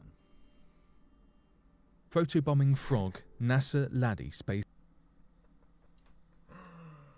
How is that unexplained? It's a rocket, and there's living creatures all around. I think this is in, like, Florida. There's frogs all over Florida, dude. One of them's bound to end up on the launch pad, and lo and behold, here we go. Spacecraft. Oh my god. On September 7th, 2013, a rather strange happening took place with the launch of the Lunar Atmosphere Dust Environment Explorer, also known as Laddie spacecraft. The innovative new technology was sent out on a journey to investigate the atmosphere of the moon, taken there by the Minotaur 5 rocket. The launch, taking place from Virginia's Wallops Flight Facility, was of course photographed. You're the using event the fucking holds a rocket notable frog, place dude. in scientific history. Jesus Christ. Though alongside NASA's usual stunning photos, a rather odd image came out of it. A small frog got roped into a quite spectacular event, as the launch flung the poor creature sky high, earning him a spot into the photographs of the laddie heading to the moon. Sorry. The rocket launch was captured via remote cameras, set off by the motion and noise of Minotaur 5, the rocket carrying laddie. These remote cameras took the image, so it took keen eyes to spot the frog in the photographs of the launch. His iconic presence in this photobombed picture has given many a laugh, but this also means there are plenty of skeptics claiming Photoshop came into play. Stating, the photo team confirms the frog is real and was captured in a single frame by one of the remote cameras used to photograph the launch. This frog isn't the first galactic hitchhiker. What else? The small What else do you got? however, Jesus. are a little... Jeez, dude. Okay, we gotta find something else on this, because that is just too fucking ridiculous. I don't like that presenter either. I don't ever want to see the Momo thing. The thing really creeps me the hell out.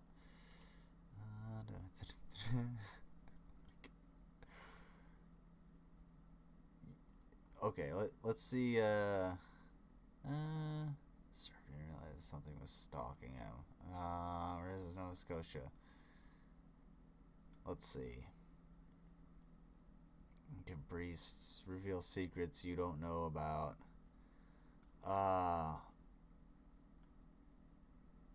Let's find some. Oh, here we go. Easy to explain. 3. I can guarantee you these are not recent. Well, we got 7 minutes. 7 minutes left in this fucking piece of shit year. The densely growing vines and choking trees that make up the jungles of the equator are likely one of the least understood regions of the Earth, second only to the ocean. What is it called? Although the uncertainty of the contents of the jungle leads some to believe that it conceals ominous and otherworldly secrets, most of the mysteries within are simply fantastical occurrences that have yet to be discovered. So today, here at Unexplained Mysteries, we'll be taking a look at 3 jungle discoveries and the awesome secrets contained within the depths. Mayan Palace found in Mexico.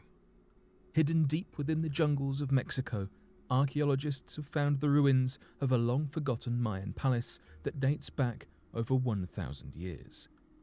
Excavations of Mayan structures in Coluba, the area surrounding the palace, have been ongoing for years, but it was only recently that archaeologists were able to remove some of the dense tree cover to unearth this new treasure, which appears to have been built as a residence for the Mayan elite.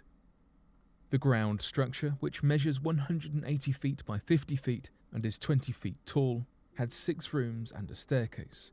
It would have also been a part of a compound that included an altar, oven, and residential rooms, which are still being excavated and investigated, and add to... That sounds pretty... Sounds kind of standard for, like, a ancient civilization, almost. It's like, oh yeah, they had a place to cook and eat and sleep, and, you know, everything was sort of organized in a way that we have shit organized now. Am I wrong? Sorry, it's hard for me to do 2 things of the at building. once. Archaeological evidence suggests that the palace was employed during 2 periods of the heights of the Mayan Empire, the Late Classic from 600 to 900 AD and the Terminal Classic from 850 to 1050 AD. The relatively well-preserved remains and the presence of several relics have allowed archaeologists to date it, as well as study the site for clues about the massive but mysterious civilization that ruled the Yucatan Peninsula for over 2,000 years. I know what to look up. Additionally, a burial site was located near the grounds that included several secondary burials, which are cases where the body was reburied at the palace, and the analysis of these remains and how they were placed will likely tell us much about the practices and rituals of this once powerful civilization. Shit. We're gonna find something else. Because so fuck this. This guy sucks. The other presenter was so much better. Cause he had you know, like charisma. Ooh. All right, what do we watch? What do we got? Oh. That looks fucking disgusting. Council property manager Steve has been called out to a one-bed flat where a tenant has died. It's his job to return the property to a rentable state as quickly as possible. He only has sketchy information from the police. This place could be horrible. And on first impression, it's about as bad as it gets. This wall here is, it's awful. The mold. It may be my 2020 brain, but like, you should not be in there without a mask for fucking sure. Oh my goodness! It's built upon this wall. There's years worth of mold there. Don't scrape it, dude. You're gonna I've never seen mold build up on a wall like this. Jesus. As Steve ventures further into the flat, he realizes that the mold problem is comparatively minor. Well, the bathroom's completely full of rubbish. Yeah, I don't know what's under there. I wouldn't want to. Bedroom looks pretty full of rubbish. Where his hands have been touching the doors, and whatever's on his hands is all over the doors and frames, and it looks to me like it's human feces on his hands. Just passing around the property. The living room's absolutely filthy. Black, yellow tar everywhere. It's obviously a heavy smoker. Uh-oh, we're getting Floors there. Are absolutely disgusting. This is one of the worst properties I've had to deal with, I think. Very rarely you get them this bad. 3 minutes. For Steve, this flat is going 3 minutes, guys. All right. All right. We gotta leave our shit in 2020. All right, we got 2 minutes. See where we're at. There we go. That's where we're at. There we go. That's where we're at. All right. So it's time to leave everything in 2020. We're gonna start it off with some solid music. We're gonna go hard in the paint. What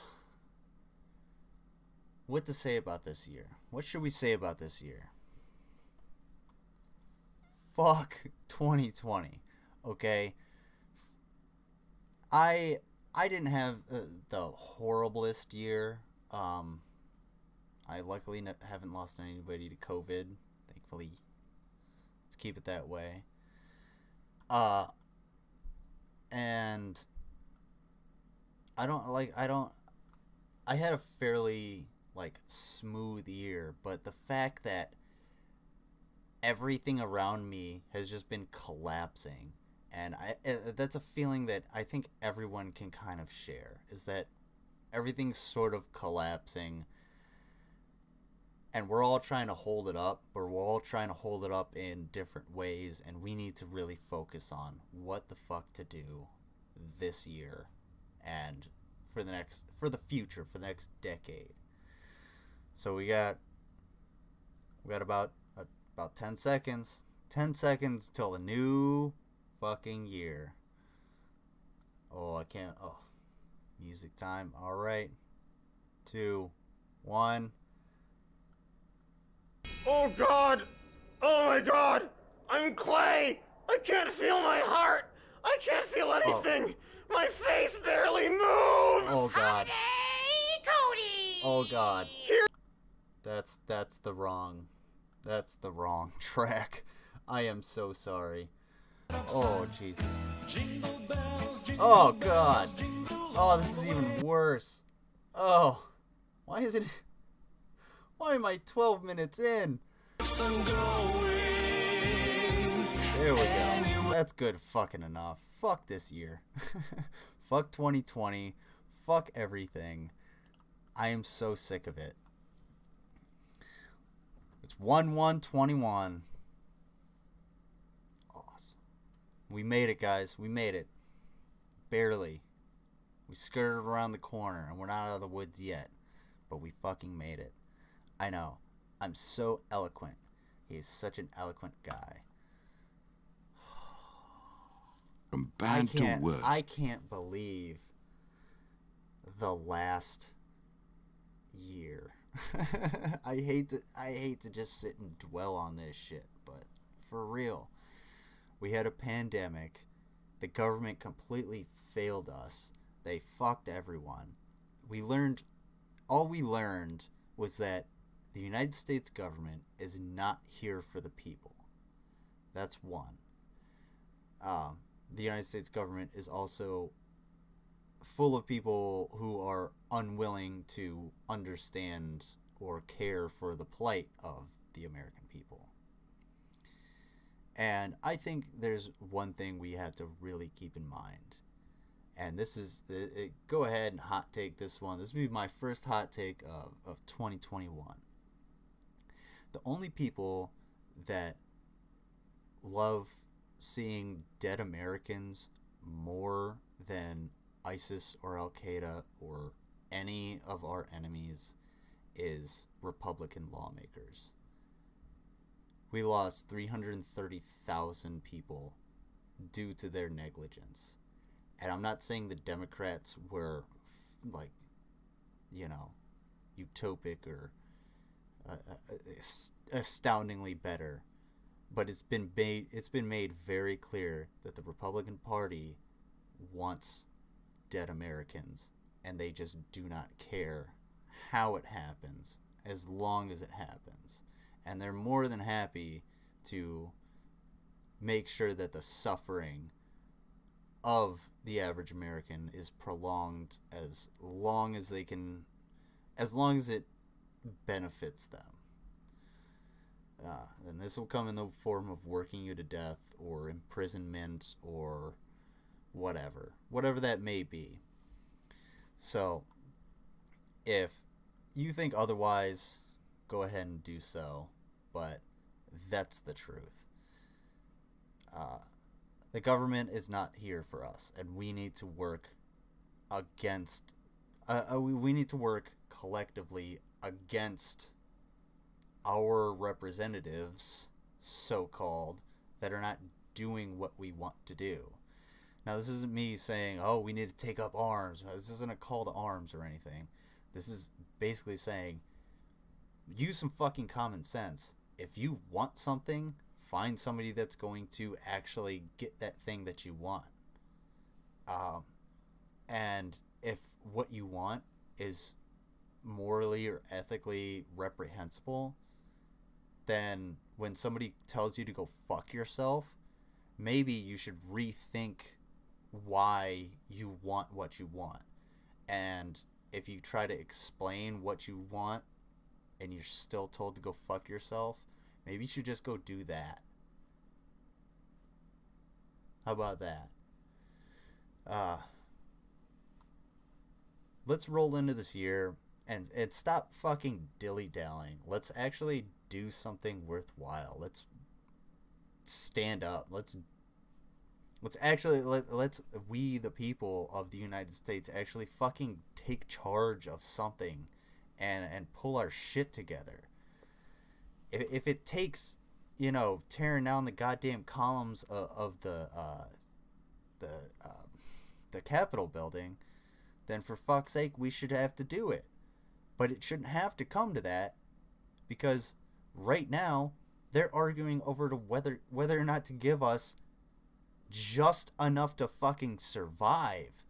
So maybe it's time for us to actually, you know, get the dinosaurs out and get some people in that understand where the fuck we're actually at.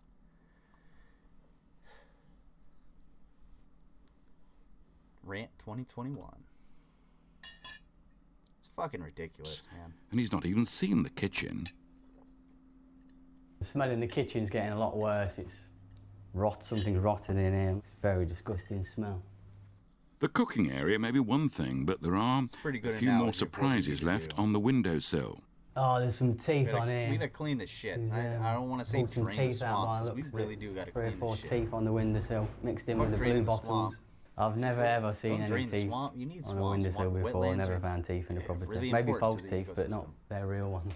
He's obviously pulled the teeth out himself, probably while he's cooking his dinner or something. The big problem for Steve is that his council staff are not trained to deal with such an extreme clean. He's going to have to call on the services of a specialist company to even stand a chance of eventually returning this property to the rental market. Steve has had no option but to call in extreme cleaners Dave and Graham to deal. These guys are fucking great. I watched this, not a ton, but a decent amount. And these guys are with the one-bed awesome. flat. There's a lot of rodent droppings around, so there may be mice or rats in there. The floors and the walls are covered in human feces all over, where he's been wiping his hands on the light switches and stuff like that. It is pretty bad in there, so get suited up. Another day at the office, then. After getting suited and booted, Dave and Graham can get in and check out the flat. Very bad, isn't it? Pretty good search bar. Get some windows open, get some air in here, I think. As always, the first thing to do is to get all the furniture out so they can get to grips with the cleanup. All we're going to do is take a room at a time. I'm going to get all the big stuff out of this room, bag everything up, fold the carpet up, put it on the lower, and we're just going to start the kitchen. It's all the rooms by room, really. Hang on one Although these extreme cleans are commonplace for the boys, it still doesn't make it any easier for Dave to contemplate the daily life of the dead tenant. To live like this, I don't know, it's just heartbreaking, really. Because it's just horrible. The whole house is just a mess. After a while, the sitting room is looking a lot better, clear of furniture and the unsavoury carpet. Now it's on to the kitchen and the teeth on the windowsill. That human's teeth? He's pulled his own teeth out. Human's teeth? No. That is amazing. He's actually pulled the whole lot out, the roots and all. Look at that escort. He's got the Stylish roots and all. Sophisticated ladies available for on-call areas. It's got hookers. Look at that. That is some crisp net curtain, that is, isn't it? As if the ornaments on the windowsill aren't bad enough, after making my house isn't that great, but it ain't this shit. Holy fuck, dude. I gotta do the dishes, but this is making me want to do the dishes. Start clearing the masses of rat droppings and detritus from the cupboards, Dave makes a disgusting discovery. Oh, a dead rat. It's horrible. Maybe that. There's a boiler down there or some sort of. Like if you have a relatively clean house, and then no, just cleaning the bottom of it out. You, that smell. You're like cleaning up, or you pull a. First time I've ever pull something out of the back of a cupboard, and it's not nice. And you see with the worst of the kitchen cleared, it's now on to what seems to be the bathroom, filled to the ceiling with black bin liners containing yet more rubbish. When eventually they clear the bags, the bathroom underneath is decidedly unpleasant. I had a mouse in my house. Oh, wow. Oh, damn, son. After the bathroom, the final room is the bedroom, stacked full of an array of boxes, old clothes and carrier bags. Now, having cleared a van load of furniture, the odd mattress and about 50 bin bags of rubbish, the boys can head down to the local dump and call it a day. I mean, it looks better, but it's not like... Dave is back to start the deep clean of the one-bed council flat. Today he's brought along Lee and the legend that is Showroom Rob. It's a nickname founded on a somewhat obsessive attitude towards cleaning. So the first thing Showroom tackles... I don't want to watch that. That's really gross. Jared Genesis, you ain't going on. Okay, no, that's 2 years ago. Roseanne is back. God, why are you shirtless, dude? And why do you sleep on like foam packaging?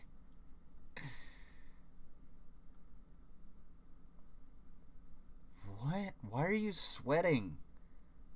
No, I am not watching that shit. Not for a second. Final message to my haters 2 years ago? Okay.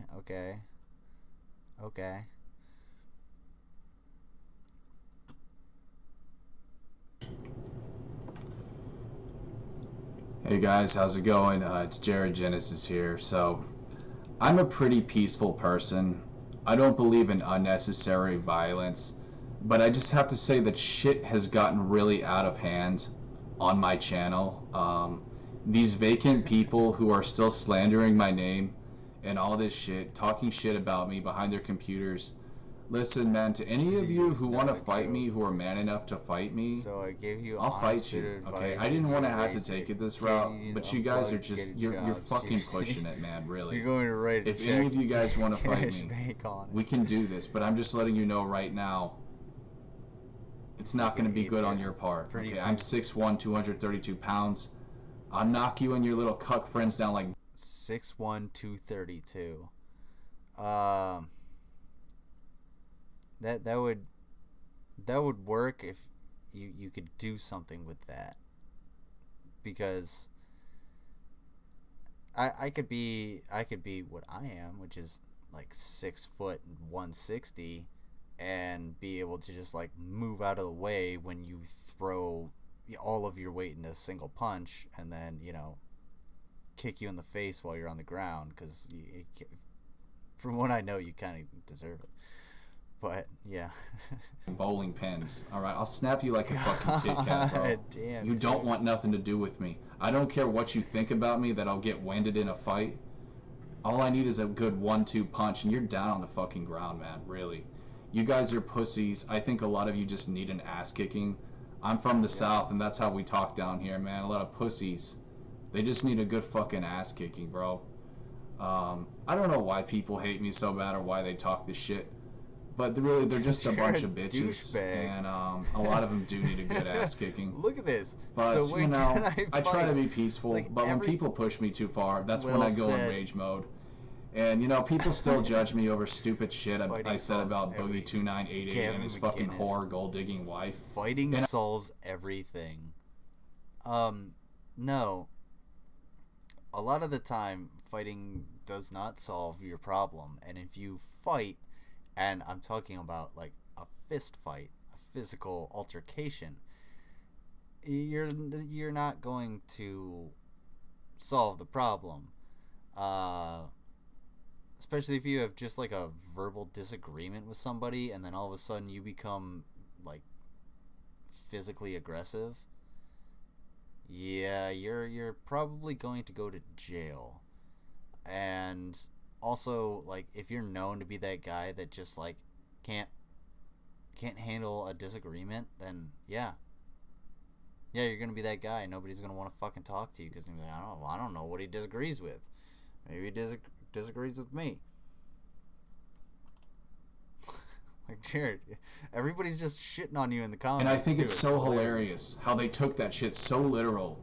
And how they got so butthurt over that little fucking cuck who was getting blacked, by the way. He was getting, his wife was getting her fucking pussy filled full of black dick. And you guys were defending him. You know, getting angry at me. Hilarious, bro. But really, man, I'm not having this shit on my channel anymore. So this is the last time I bring this up to, in regards to my haters or anything. If any of you want to fight me, just let me know in the comments or message me somewhere else. And we can throw down. I'm not having this shit anymore, guys. It's just not happening. And I know none of you guys are probably going to fight me, and that's fine. Because that just exposes you and who you are. You little bitch-made faggots. But that's all I really have to say in this video, guys. Be a man and fight me. You know, put your money where your...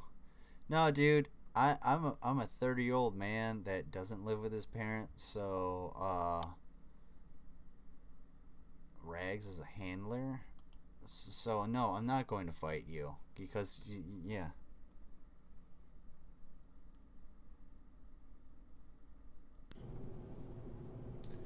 How's it going, guys? Jared Genesis here. So I recently had a person of interest warn me about a few things on the internet, and my stalkers, these lovely human beings who I love so much. And I just want to say this really quick because I didn't mention. They're not necessarily stalkers. So, like, when people like Jared say stalker, what they mean is I'm online all the fucking time. It's basically where I live, and I'm constantly engaging with people who couldn't care any less about me and really just kind of want to fuck with me. You're not being stalked. You're just online too much. This on a video Someone's I made like about stalking rags. you. I mean, if I started getting like, you know, you guys can Facebook laugh at me for saying this, and I know I'm saying it with my hair all messed up too, which kind of adds to the cringe of the video. Forgot to put lotion in my hair, but you said you put lotion in your hair. Why? Why would you? I really believe that Rags is a handler. Now, let me just explain this really quick. On the internet, you have fanboys, but then you also have handlers. You have perps. Okay, perps are people who work for handlers. These people are bought and paid for, guys. This is a sick world we live in. These fucking vacant nobodies, this is how they make money. They're literally paid to troll people. Why else do you think people would attack a channel as small as mine? You know? Because you say a bunch of caustic ass shit, and you engage with the people that disagree with you in such a way that it makes them want to say things like, God bless it, like, why not wear a shirt? Presentation counts. I would actually like to see the rest of the actual comments that are here that he didn't delete. But no, there's not people that are handlers. I want to see one more from him, and then I want to go on to something else. Something. What the fuck? On Rob Dyke leaving YouTube.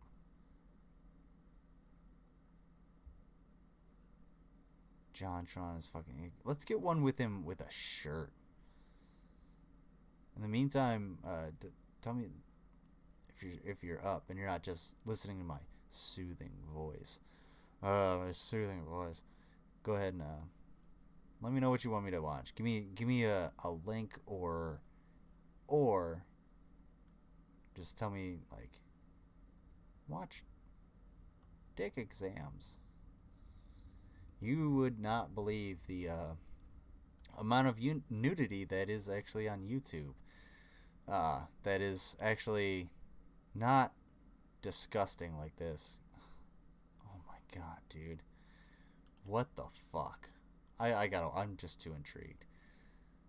Talking about, like, nude yoga is a thing on YouTube. I'm not gonna play it on here because I might get flagged for watching YouTube videos with nudity in them, but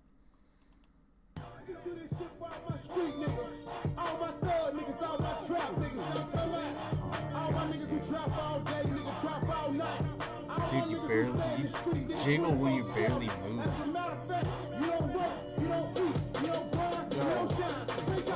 You collarbones than I do on my ass. Jeez, bro. Free nigga, dog. Everybody knows that. So I hate to get smashed, bunny bond on dick. I don't got your bullfrog yet, cause you know it gon' jump. I'm a real street nigga, do you understand me? God, this is terrible. This is horrible. Like, why would you put this? Why? Okay. It's okay to record it. That's fine. It's okay to create things. People don't have to see them. Well, I can say one thing. Gucci belly going. This is fucking. What does it say? What did he say? Sure do, man. Always. Codeine, yeah, because I don't think you have a job because you can't afford codeine. Oh my fucking god, dude. It's so hard to listen to. I'm a walking bank where breezy rubber band me. Real monkeys on my ass, Gucci frames on my face. Tony Tiger Kush, man, pivot smoke great. Every time my phone ring, it's 18.5. The problem that I have is a car I'm gonna drive. Okay. So the reason it sounds so shitty is because your shitty mic is trying to take in two different sound sources at the same time that are coming from two different directions. One is pointed directly at it, which is your mouth voice, and the other is your speakers, which are projected out towards you and then bouncing off of the window and various objects and Ninja Turtles behind you, as well as your manly physique that you got going on. This is what's coming at you in a fight. If you want to, look, okay. It's not easy to say. It's not easy for me as a man to actually like say this and put this out. But this is peak performance. This is apex predator kind of shit. I mean, if we were on the savannas of Africa 70,000 years ago, this is who you give the spear to, okay? We're not. This is the hunter. We're not scavenging anymore at that point. This is where we're at, okay? That's where we want to be. All right. This is the guy. This is the guy that is going to change the world. All right. And you can tell because he obviously has not just the physical features of our apex predator, but the brain works at supercomputer speed, and it is just able to spit knowledge like rap lyrics. I mean, I don't think he's reading this. I don't think he's actually reading this. I think he's just pushing it out. Street, nigga. Never had shit. This chain around my neck cost 85 bricks. I'm a street nigga, dog. I'm a little bitch. I ain't talking to your baby that she buying. So there's this thing called rehearsals, and you know, like when people record things. So before I started doing this, I just like recorded myself. Before I started actually like going live, I just recorded myself, and I don't know if I have those videos still. I think I do. That might be my drive here, but I had some fucking golden takes, but I rehearsed, and I got things right. And with this, I fucked up a few times. I had a whole show that was like double channeled, and I had to take the whole thing down. That was like 3+ hours. Really goddamn disappointing. And I had to essentially do the same thing over again. Got pretty good, but whatever. Urchin Quay. Sorry, itching. Man, that made me want to play some Zeus. I might just go do that. I might play some Zeus. I wonder. No, I don't think I'm set up for it. Game capture. Because the problem I had with playing Pharaoh was I got a Streamlabs update, and it straight up just like would not let Pharaoh play. Like I couldn't get the game capture or the window capture or anything like that to let it actually like broadcast. So I ended up giving up. So I'm not really set up to do that, but that would be fucking pretty great. What is this?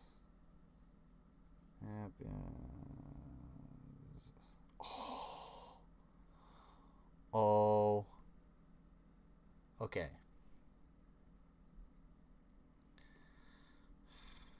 All right. Fun fact about me.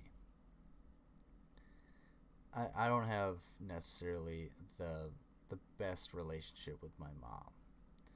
But you know what? There's certain things that I notice from time to time that makes me understand that she does really love me, and she does kind of understand. And one of those things is the fact that she just sent me a text message, and it has these fireworks and dancing like neon sour gummy worms. If there's anything I love more in this world, like, sour neon gummy worms are my favorite. Do not get me started. I fucking love them. I love them so much. I will do a stream of me just eating those things. And then fireworks. I love explosives. I'm the fireworks uncle. I always bring fireworks to blow them up, and you know, and then I get to leave and watch my brother clean it all up. That's so awesome. Oh, I love my mom. Oh.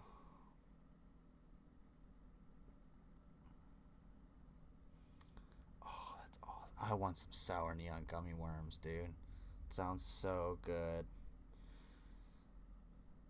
Yeah, I already sent her. Okay. That's so awesome, dude. Jared, I can't listen to you after... I can't come down that hard. You know.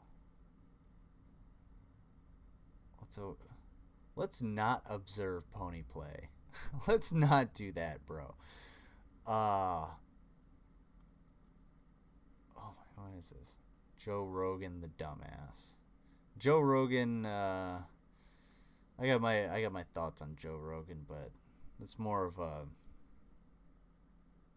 the fact that I would rather him platform actual scientists and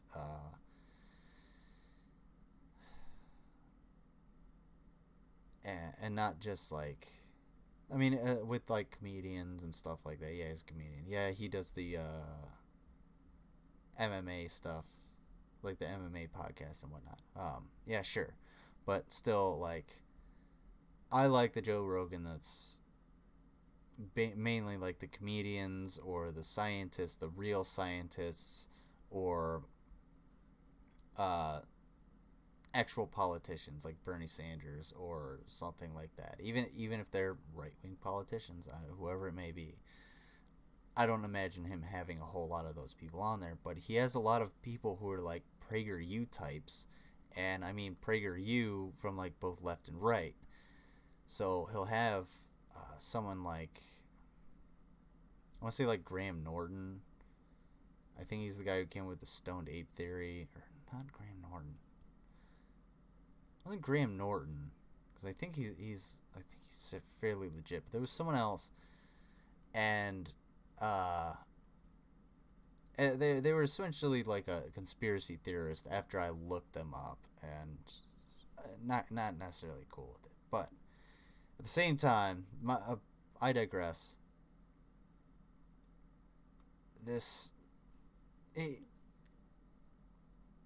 guy has no place to talk about like anyone, let alone fucking Joe Rogan, someone who's vastly more successful than himself.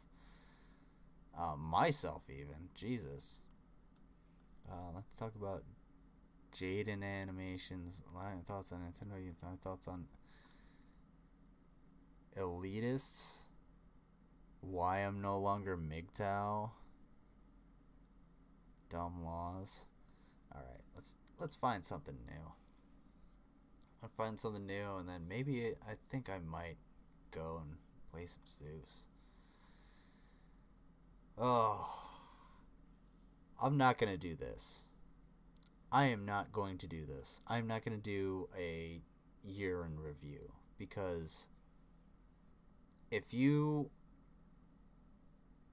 don't understand like the hardships that people have gone throughout 2020, and I'm not just talking about like economic hardships. I'm not just talking about the loss of a loved one. I'm not just talking about the loss of a job or a home or something like that, which could kind of fall under economic. But anyway, what I'm talking about is like the lasting effects, like the PTSD that's going to come to healthcare workers that just had to watch people constantly die over and over and over again, and along with that, like the businesses, the jobs that are just not going to be here anymore. if you don't understand that, if you can't see what that was, then I can't help you. You can't, there's no reason to do a 2020 year in review if you've lived through it. If you're like a conscious human, a conscious adult, it doesn't make any fucking sense. Otherwise, you're detached or you've been living under a goddamn rock. So, ooh. I want to see this. Let's see what it looks like this year. See what 2020 New Year's Times Square looks like. Thank you, 2 viewers, for showing up. Look at that. Look at that. Fucking empty. There's a bunch of shit on the ground. I wonder if it was, no? Nobody there, dude. Not a fucking soul. Good. Good. Good. Can you imagine?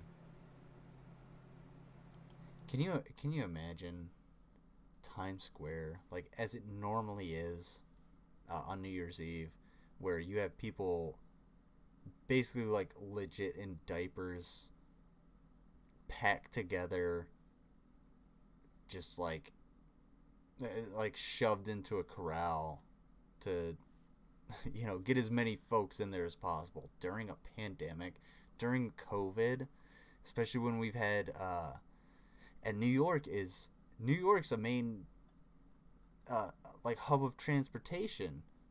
So we had this more infectious strain of COVID come over from the UK that's been in both Colorado and California, and there's no doubt it's going to be in New York, especially if you have a bunch of people jammed together. So good on this shit. Good on New York for shutting this shit the fuck down. Holy hell in a handbasket. My old, my section leader in Kuwait would constantly misuse euphemisms like that. He's like, or no, that was actually my ex. She was like, it's like hell in a handbasket. And I was like, that's not how that works. But he would say shit like, man, that really burns my britches. I'm like no, what? Burns my britches? Who the fuck says that? Nobody. That's who. I remember this one time we were driving along, going to get breakfast. I feel like I told this story. I told this story recently, so I don't know if it was on here. But we were going to get breakfast, and we were out in the city in Kuwait, and there was a restaurant that was like themed after Breaking Bad.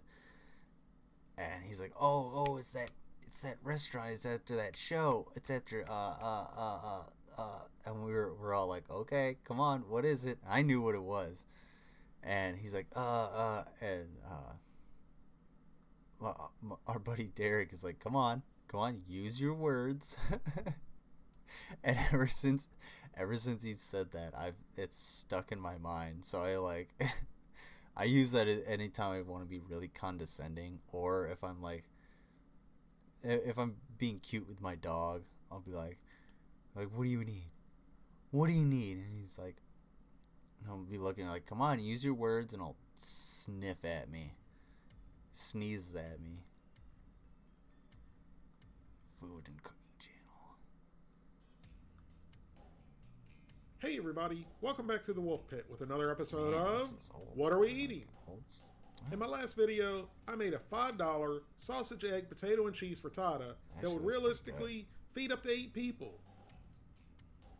In that video, I got a whole lot of comments that it wasn't enough to feed 8 people, that it was barely enough to feed 1 or 2 people. Yeah. When reading comments like that, it really upset me.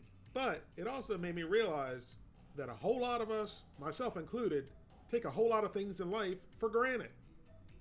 If you have a job and you can afford to put enough food on your table to where your family can eat all they want every night. Okay, okay.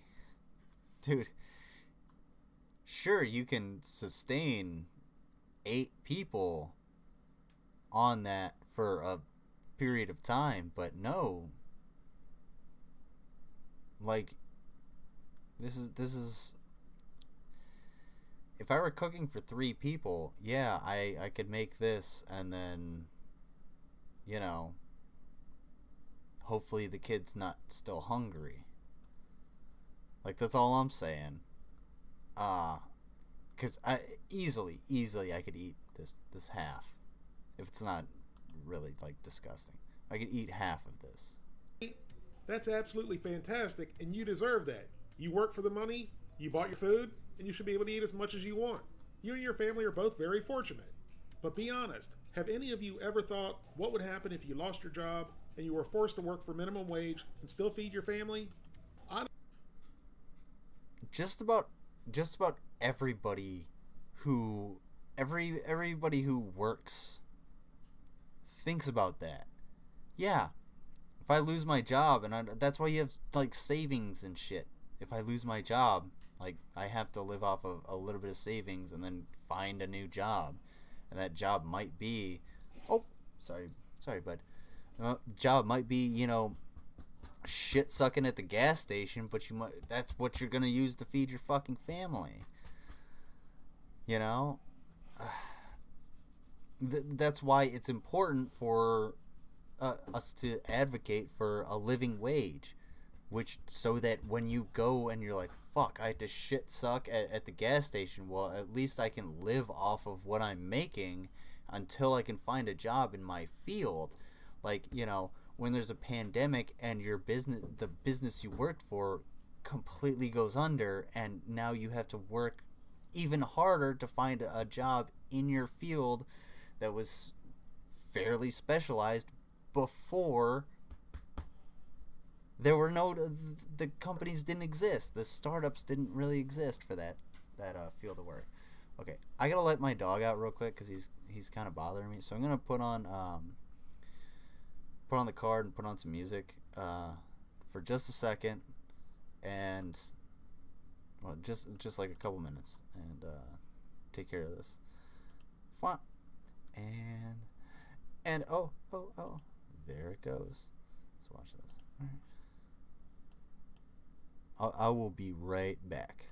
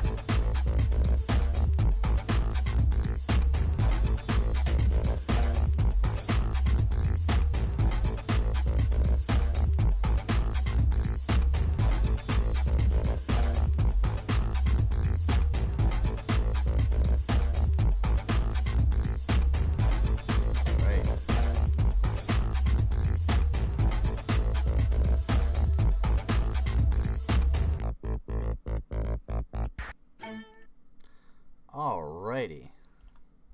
Sorry about that. Poor puppy. He had to go poopy. He had to go pee real quick. Oh, no. That's not the one that I want. Hold on. Okay, that might be a little bit better. Oh, poor puppy. He's like, hey, man, I gotta go pee. Got up earlier and he shook off. He's a boxer, so he shakes like all the time. Drools all over. Honestly, I've never thought about that, but it could happen to any of us. So now when I do think about it, it's scary as hell. Why wouldn't you think about that? So many millions of people think about that every single day. Like, what if I lose my fucking job instantly? Because that's capitalism. A whole lot of what are we eating videos about. I'm not a communist, but that's how capitalism works. Like, your labor is the value of you, and if you think your labor is your only value, then of course you're going to be willing to work yourself to death. Like, and of course you're gonna feel like shit when shit hits the fan and they're like, hey, well, we don't need your labor anymore. Fuck off, we're a company. Foods, and that the so-called bargains at the Dollar Tree are really no bargains. And in many cases, foods from the Dollar Tree are more expensive, even though they cost $1, than it would be if you bought more in the grocery store. But some people don't have the luxury of having even just a little bit more money to buy more at the grocery store. For instance, yeah, that's a fucking problem, dude. Like, that's you're basically like playing devil's advocate for the shitty way our economy works. Why the fuck is it? Why is it less expensive to buy more shit? I don't get that. And why the convenience stores tends to be far more expensive, right? It really depends on the items that you buy. For instance, like I love hot fries. The Andy Capp's hot fries. Fucking love them. And I usually only get them at Dollar General, but I can get a big old bag for like $2. That's a fair enough deal. But there's certain things in there like a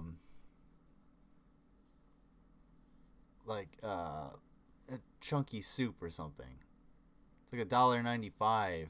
Well, I can go over and get perks over at the Giant Eagle plus the $1.75 I'm gonna spend or whatever. And then stuff like cheese, yeah, you might get it really depends on what the fuck you buy. It really depends. Dollar Tree sells a 4-ounce chicken breast for $1. That's equivalent of $4 a pound for chicken breast. At one grocery store or another, chicken breast is always on sale for $1.99 a pound. So even though a full pound of chicken breast at the grocery store is only $1 more at $1.99 a pound, if you only have $1, then you're stuck with the one from the Dollar Tree. And this is exactly how the Dollar Tree rips people off. So I've already rambled on way too far, but I really hope I've gotten my point across. Because since doing these What Are We Eating videos, you, the people, have really enlightened me and humbled me about the everyday struggle of people living day to day with just a little bit of money and sometimes not enough money to feed their family. Well, fuck me, I was being an asshole for no reason. So if I haven't gotten my point through, it's this. The $5 frittata video may not have been the quantity or quality of food you're used to, but 8 less fortunate people than you would appreciate this meal, and it might be the only meal they eat for the day. So with all that said, I've really... Hey, we could totally change that by giving people UBI, and we definitely have the money. We have the money. We could do that. We could seriously...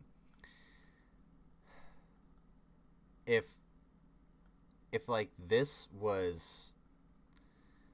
How much would this be? So these the other day were like, they were like 88 cents. So that's 88 cents plus these two together, probably pasta sauce meat is probably like they're canned, so it's probably like $4. So yeah, $4.88 plus $3 or $2 for the off-brand topping. I'd say this is probably the most expensive part. This is probably like, you know, $2 or $3. It says $5, but this might be $1. But he said he bought all this at the dollar store, so I'm going off of like what I would perceive the price to be. Man, this would be only be $1. Okay, it's 2 different pouches of. Yeah, this would be like $1. Never mind. I'm like, oh, this would be like $3. No, this would be like $1. This cheese that's not necessarily cheese. It's actually processed cheese. It's not real cheese. It's not a thing. Processed cheese is not cheese. They've been incentivized to make more videos of meals on a really tight budget. They're not going to be gourmet meals or all-you-can-eat meals. But they at least he's like save the other can for another meal. Some kind of well. Now give it a good mix. And then fill up your pasta sauce can halfway with hot water. Give it a good shake, and then pour it into the pasta. Okay. Now a little Dollar Tree Italian seasoning. Oh, no, thanks. I am not a fan of like the generic Italian seasoning blend shit, and it's fairly good, but the Italian seasoning it tastes like shit. It usually tastes too sweet, and I'm just no, I'm not a fan. I understand, like, he's cooking on a budget. That's all you can get. That's all you can get for the flavor. But at the same fucking time, like, man, granulated garlic, granulated onion, and salt and pepper, all of which I previously purchased for other recipes from the Dollar Tree. Yeah, buy your seasonings there. For real, he's 100% correct. And now some of the grated topping. You can't get them anywhere else. And that for sure does not look very promising. Oh. What the fuck is that?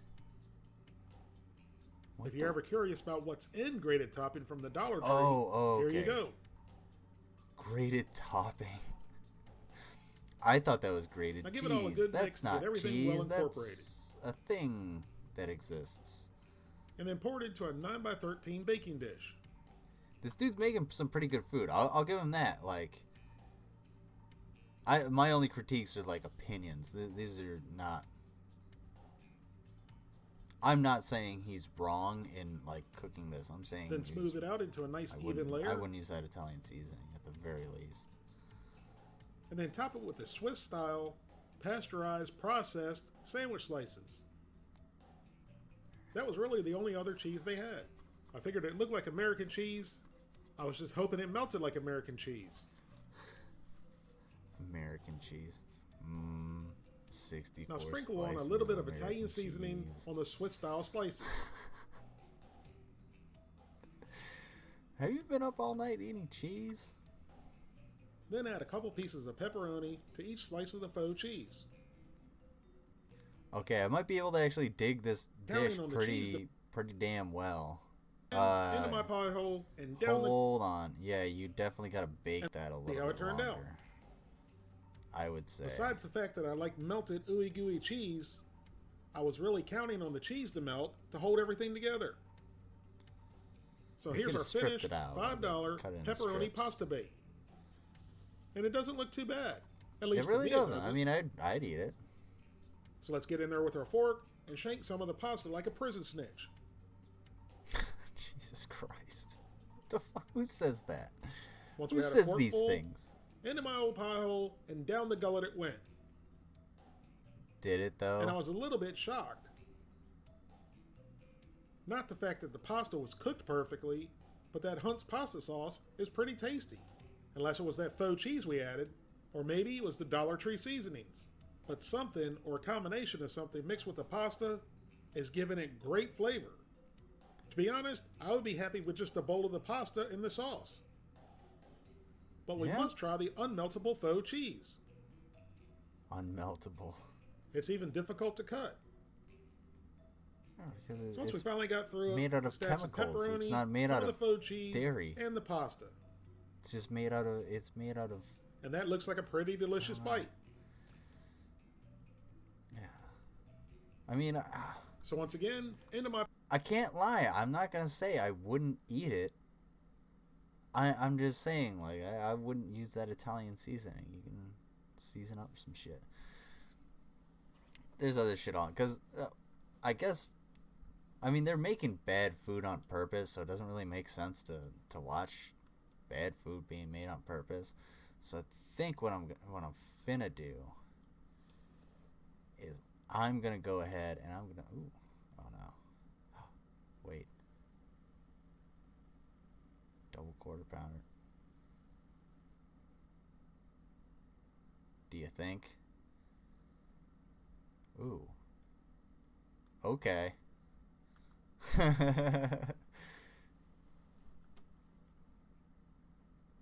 There's more to Prime. A truckload more. Now, if you're wondering why your Christmas presents were late, there you go. See ya. Scourge. Damn, dude.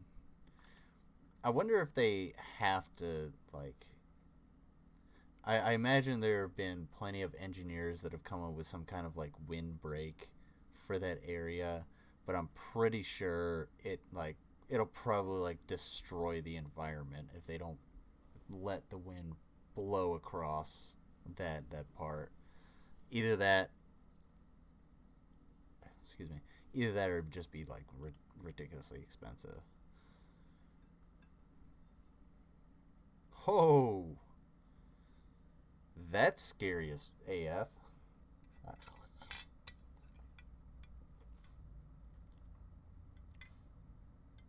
Run up in the middle lane and last second cut over, to cut people off, just to say, I'm cutting you off. Yep. Mother. What the fuck? Well, the Civic was at fault, man. Oh, we're in red. Oh, shit. Dun, dun. Well, that sucks. Okay.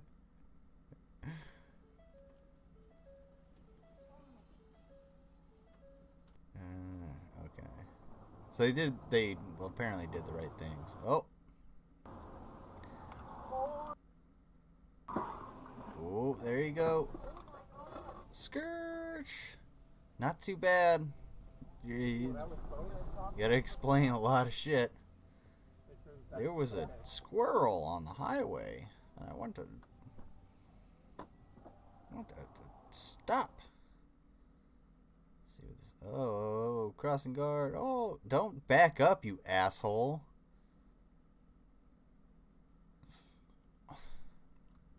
Okay, if you're gonna back up at like an intersection when someone's behind you, you put your car into reverse and then you look at the other driver in your rear view mirror, and you like you slowly start to move after a couple seconds of letting them know, hey, I'm about to reverse a little bit.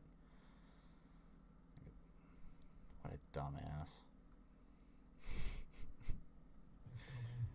What an inconvenience. Say that they have those votes to begin. Here is the Senate Minority Leader Chuck Schumer saying that no witnesses would allow GOP leaders to orchestrate a cover-up. Well, this looks interesting. Oh! So, police say his truck took out a baggage carousel before crashing into a car rental counter. Montevis? Okay, suffered serious injuries and was taken to Sarasota, Mineral.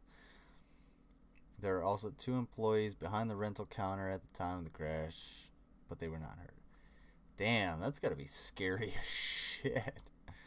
It's like, old girl was just getting some water, and all of a sudden, this dude's like, hey, I need a new car. Ooh. Newfoundland. Shout out to Newfoundland. Your car accidents. Slam. Ooh.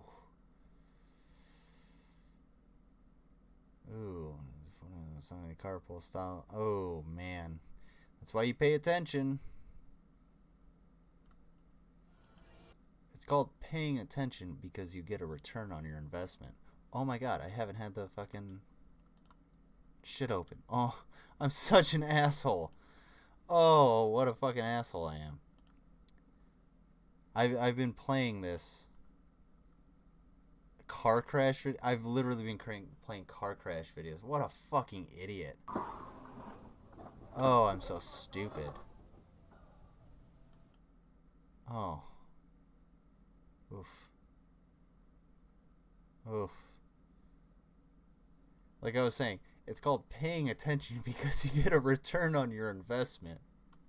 So, like, just like you're going to pay attention to, you know, being on the road, you should also pay attention to when you're doing other sort of, you know, technical operations, like running a stream or trying to broadcast or watching videos on the internet and then commentating on them during a live broadcast or things like that.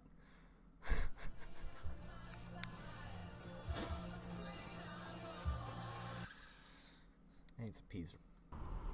That's why you don't. That's why I hate changing the settings like right in the middle of it, because I just had to. All I had to do is take the doggy out. Go latrine. The fuck are you doing? Oh. Oh, I would be so fucking pissed off. Don't you dare drive away. Ooh.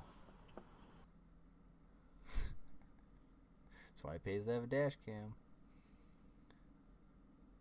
Oh, yeah, that's your fault.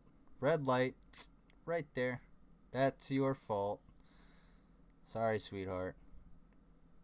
Ooh, slam. Ooh.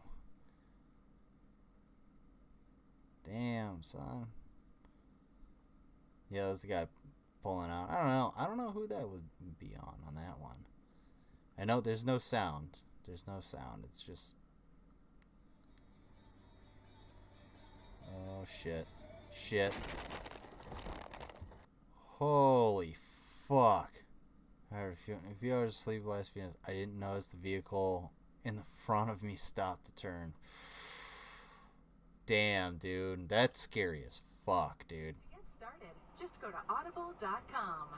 We're gonna be with you for a while. Here's another long set of Cincinnati's classic rock on the Fox. You have a red light there, so... Oh, no. Oh, that sucks.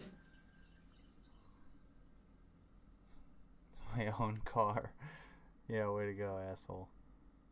Oh, shit. Oh, man, your Walmart rims are going to come off. Oh, they're going to be so scuffed up.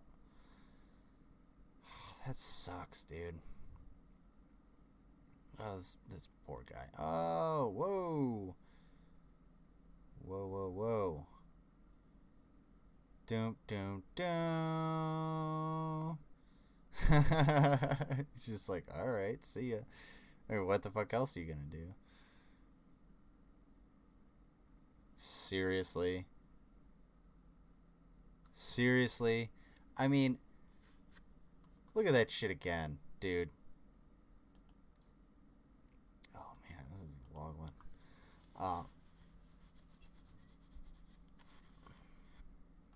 Damn, dude. How far back did I go? Okay. Just one. Just one back. Just one too far back. Got 91 notifications. It's like, you have dropped frames. And I'm like, yeah, I fucking know. My computer's a piece of shit. This is funny. This guy's like, yeah. Oh, nope. There's like 6 different cars that are fucked up. I was coming into the entrance of my neighborhood, and the way it goes in, like, it comes off of a hill, and then it sort of turns in, dips down, and then goes into another hill. And this dude, in the last, like, bit of decent snow we had, this dude was coming in this nice-ass Mustang, and obviously got stuck and was, like, slowly backing out while you had a line of cars behind him, probably, I don't know, I think it was like 3 or 4 cars behind him, and one coming in the direction he was trying to go. This is what I'm talking about. Like, you have no lines on the road. That's one. So, like, what are you doing? You're not paying attention. Stay on. You should still have that, like, invisible line in your mind. $6,100, no police report. Jeez, dude.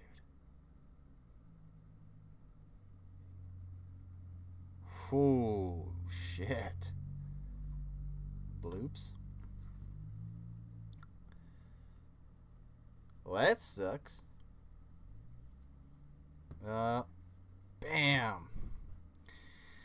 Always use extra caution when there's snow on the ground like this. Happened today. There's no sound. There's no sound. Wow, what a fucking asshole. Yeah, well, yeah, you kind of got what you deserve. Fuck you and your car. Where was this? I wonder. Does it say? Is it going to say? Is it trying to... Mom's car. Oh, that was his mom's. My mom's car. Ooh, damn. Someone got into a huge accident. Oh, I hope I recorded that on my camera. No freaking way. Oh, it's a... Jesus.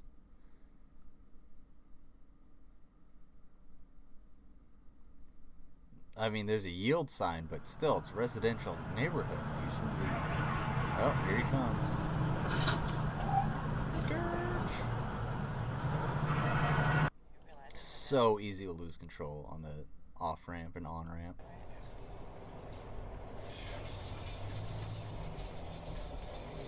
Realized it one way or another. Well... Hey, is that our trailer? Yeah. Yeah, it is. Oh, fuck, dude. So this is kind of where I live. Like this area. There's a lot of 1-lane or 2-lane roads, highways. And that scares the shit out of me. Coming over a hill and having somebody like in the middle of the lane or fucking whatever. And there's really nowhere to go. This is what you have. You can basically go into the trees or a ditch or a culvert or whatever. Or you can go into the vehicle that's coming after you. Or maybe you're going into somebody's house. Like, I don't want to go into somebody's fucking house with my car. Holy shit.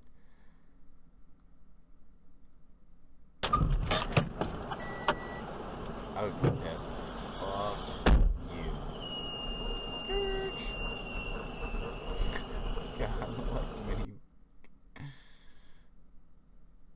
Oh, yeah.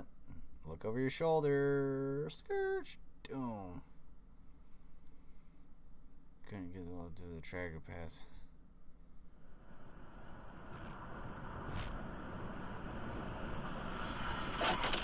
See ya. You begin hydroplaning as soon as your wheels start moving when the ground is wet.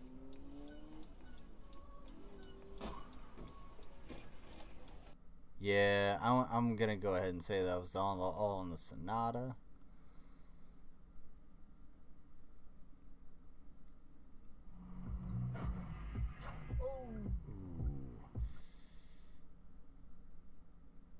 I mean, at least he's behind like a mechanic. It's the mechanic that hit him. Oh, Kaslam. Oh, that driving through intersections always fucking gets me because I know how stupid people are. Real time and stops it. So this is ubiquitous surveillance. Everybody will be monitored all the time. Well. This is Minority Report, essentially. You would have like maybe damn, dude. Big freedom centers that were, reviewing this. What an asshole. Fuck that guy. You know that. Don't pull over for him. Screw that guy. Ooh. Guys, I thought his headlights on. It's like, whoa, whoa, whoa,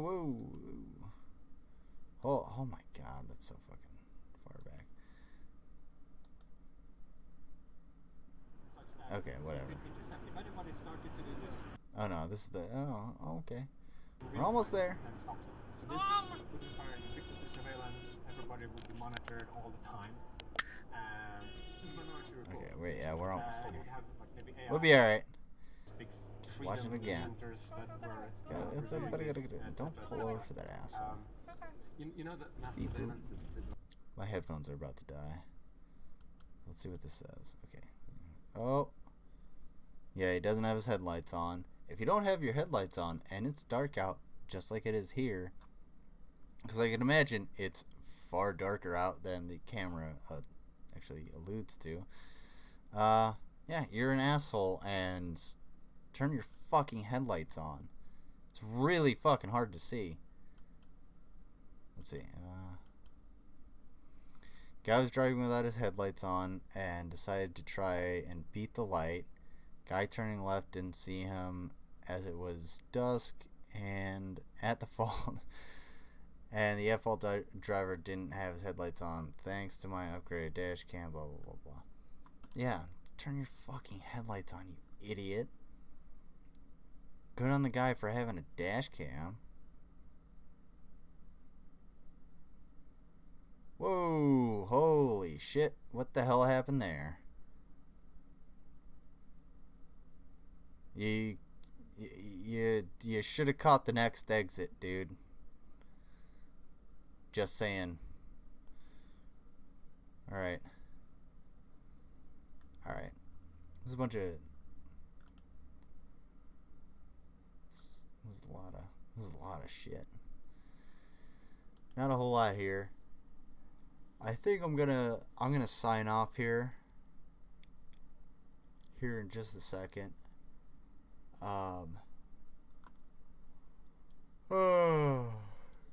One, because I'm tired. Two, because I kind of just want to come into the new year like kind of well rested. I have tomorrow off, or I have today off, so I'm cool with that.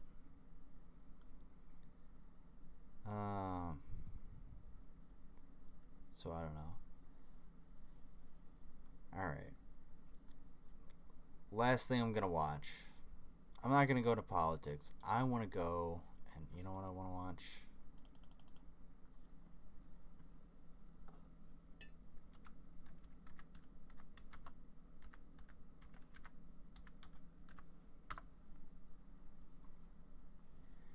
I want to see that dish I saw earlier. Videos.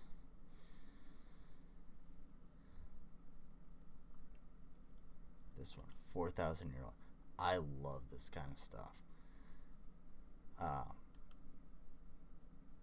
You're blurry. So,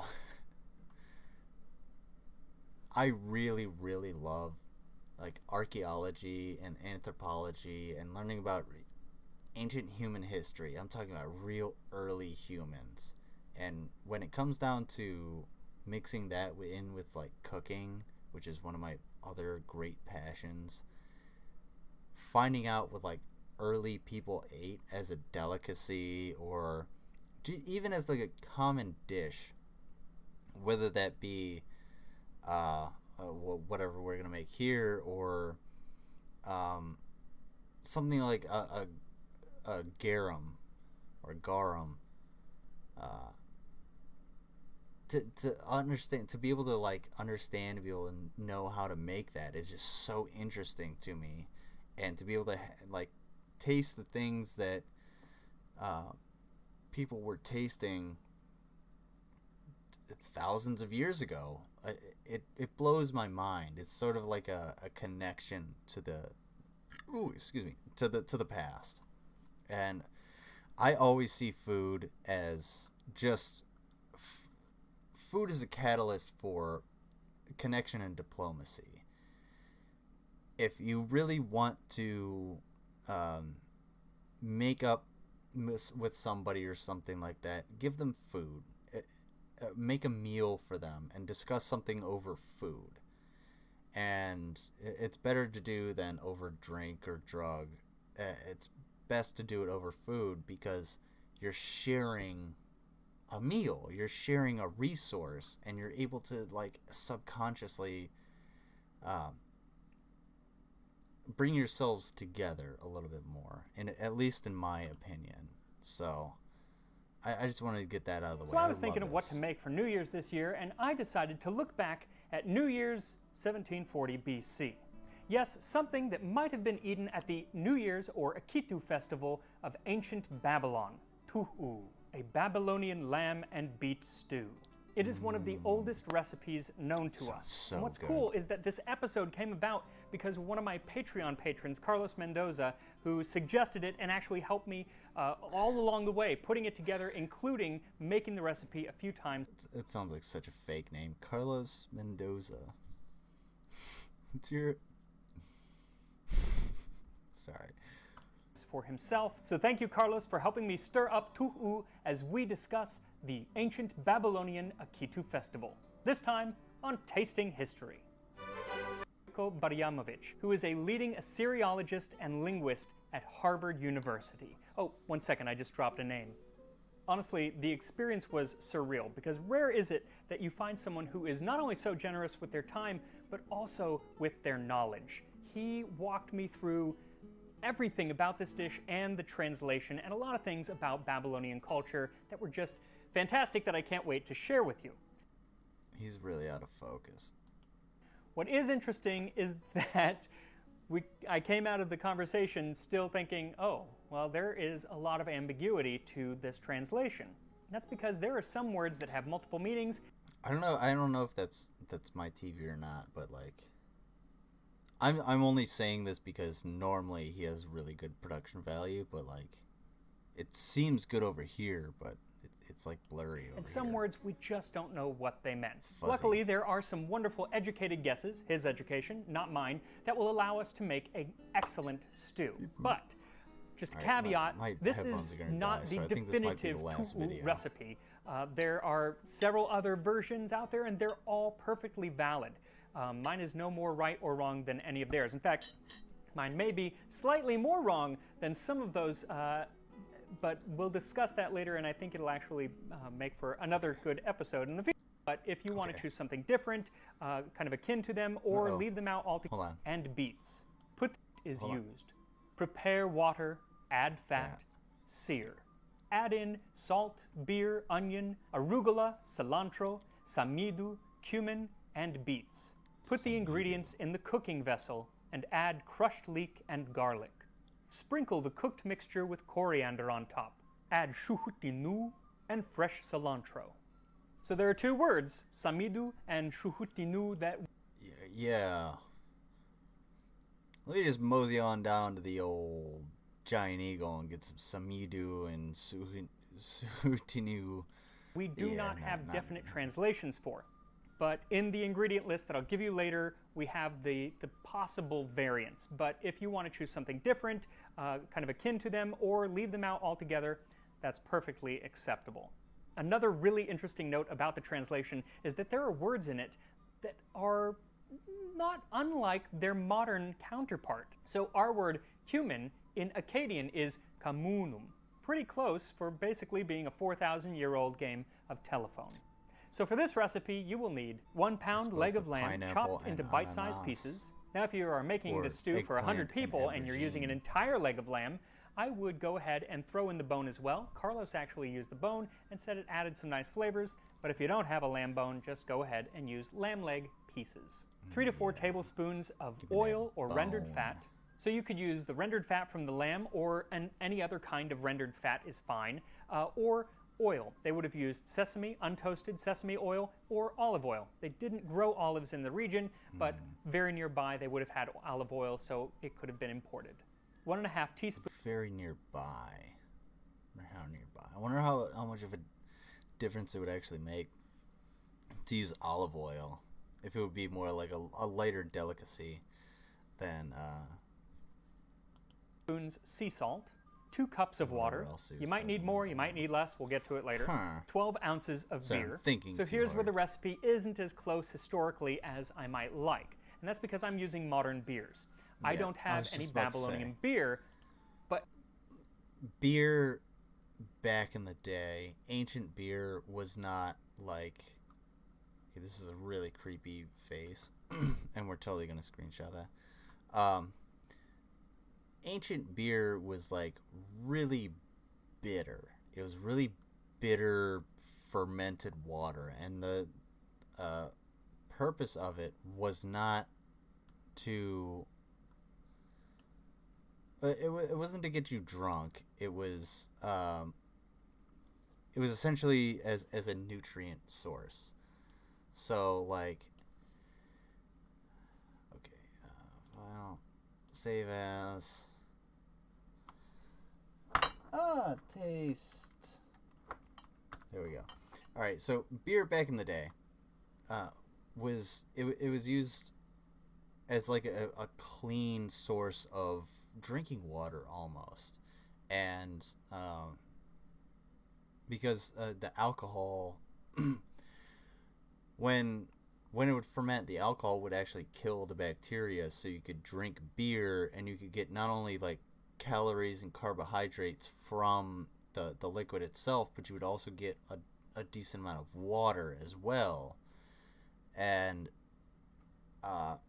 it wasn't like an enjoyable thing. It was a very bitter, nasty type of substance, but it was better than getting dysentery from just stagnant water sitting in a barrel. So it's I would say it's probably damn near impossible to get something akin to Babylonian or Egyptian or ancient beer nowadays. You would really have to work hard, either that or just make it yourself. And I'm sure there's people that do it, but you're not gonna find it on a store shelf. You're gonna find craft beer that's like, oh well, we made ancient Babylonian beer, but we added hops and ghost chilies to it. Like, get the fuck out of here. Just give me the real thing. I could, and so for a future episode, I want to make that. In the Hymn to Ninkasi, there is a description of how to make beer from that time period. And Goiko has tried that beer, and some people say it's sour, some people say there's a little sweetness into it, but if you don't have it, he says to use German Weiss beer and a sour beer combination. So that is what I am doing. 1 large onion, chopped. 2 cups of arugula, chopped. 3/4 cup cilantro, chopped. Anybody out there a soapy cilantro person? I personally am not. The type that tastes cilantro as like soapy, but I don't like it. I don't like it. I just don't like it. It doesn't taste good. It's like it's, I don't know, maybe I haven't had it in the right context, but I just don't like cilantro. It's 2 teaspoons of cumin seeds, crushed. 2 large beets, or about 4 cups. That's what cumin chopped. seeds look. Hold on. Sweetness into it, but if you don't, chopped. 3/4 cup cilantro, chopped. 2 teaspoons. Cause it looks like rice, dude. Cause I always buy like powdered cumin, you know. Cause I'm not gonna grind it myself like some kind of fucking savage. Get the hell out of here. Of cumin seeds, crushed. 2 large beets, or about 4 cups, chopped. Now they're not entirely sure, but the word tuhu, the name of the recipe, possibly means red beets or refers to red beets. So I'm using red beets, but they would have had red and gold, so go with whichever one you want. Some people like one over the other, and both are actually... Oh, that'd be good presentation to make the tuhu with red and gold. Red and gold beets we're gonna see how the recipe goes, but and then to because if they're sliced, you know, thinly, you could layer them out so that you have red gold, red gold, red gold with meat like scattered about. Oh, dude! Or that on top of the meat. Used in the region even to this Serve day. that at family One dinner. large leek, minced. Hell yeah, dude. 3 cloves of garlic, 1 tablespoon dry coriander seeds, and additional chopped cilantro for garnish. Why? And that brings us to the last 2 ingredients that we don't exactly know what they are, Cilantro? the samidu and the shuhutinu. So Goiko and his colleagues kind of narrowed it down, though, to a few different possibilities. And for the samidu, they used Persian shallot and Egyptian leek, or kurat, for shuhutinu. Now, if you have trouble finding those exact ingredients, go ahead and use a regular shallot and regular leek, or anything else that you really want that's kind of in that family. That's perfectly fine. So the first thing to do is... Not 100% necessarily. You don't want to use... Because a leek and an onion are in the same family, and a shallot and garlic are fairly close and in the same family. But no, you really want to use like a shallot if you're using garlic. Like, easy on those replacements. Is to heat your fat over a high heat. You don't want to change the recipe too much. You really want to if you're going to change any part of the recipe, you want to just sort of tweak it. You want to adapt. So if you're not going to be able to use tangerines, then use clementines or oranges or something like that. You know what I'm saying? But don't use apples, because you're going to get a totally different flavor. And then add your lamb and sear. Then toss in the onion and cook it for about 5 minutes just to soften it up. Then add your beets and cook for another few minutes, and then add in the salt, the beer, the arugula, the cilantro, the samidu or shallot, and the cumin, and bring it to a boil. So here's where we talk about the water. Can you imagine just cooking that over fire? Yeah, this is the face I would have just watching it cook. Cooking it over like a nice hot fire, wood fire. In the recipe, it says prepare water and then never mentions it again. Not very helpful. It's probably because during the boiling process, liquid evaporates, and so you might need to add some water just to keep things cooking. And also, it's up to you how thick this is going to be. Is it a thick stew or is it more of a broth? It's really up to you. Recipe's not specific, so do whatever you want. So while it boils, take your garlic and grind it in a mortar and add the leek and mash them together. Then add that to the stew. Lower the heat and let it simmer for about an hour. Now the nice thing about stew is you're not going to really overcook this. It's really up to you how you like it. If you want your beets nice and soft, you may have to go over an hour, but if you like a little bit more bite, then 45 minutes. Okay, I was thinking it was going to be baked. That's what I was talking about, like the slicing the beets red and gold, but this is a stew, so it just sort of all mixed together. Well, it's totally up to you. Have fun with it. So one question I had for Goiko was, when would this dish have been eaten? And there's no definite answer, but it's likely that it wasn't an everyday... Oh, do a baked stew. Stew it down, and then put the golden on top of the red, and bake it for a little bit. Day dish for everyone. See, a lamb at the time cost about 1 shekel of silver. That's 100 loaves of bread, or about the equivalent. So, it is kind of expensive. So, there is a thought that it was served at festivals, specifically spring festivals, because in another of the recipes on the Yale tablets where this is from, they use an ingredient that is part of the saffron plant that was only taken during the spring and eaten fresh. So, kind of narrows it down.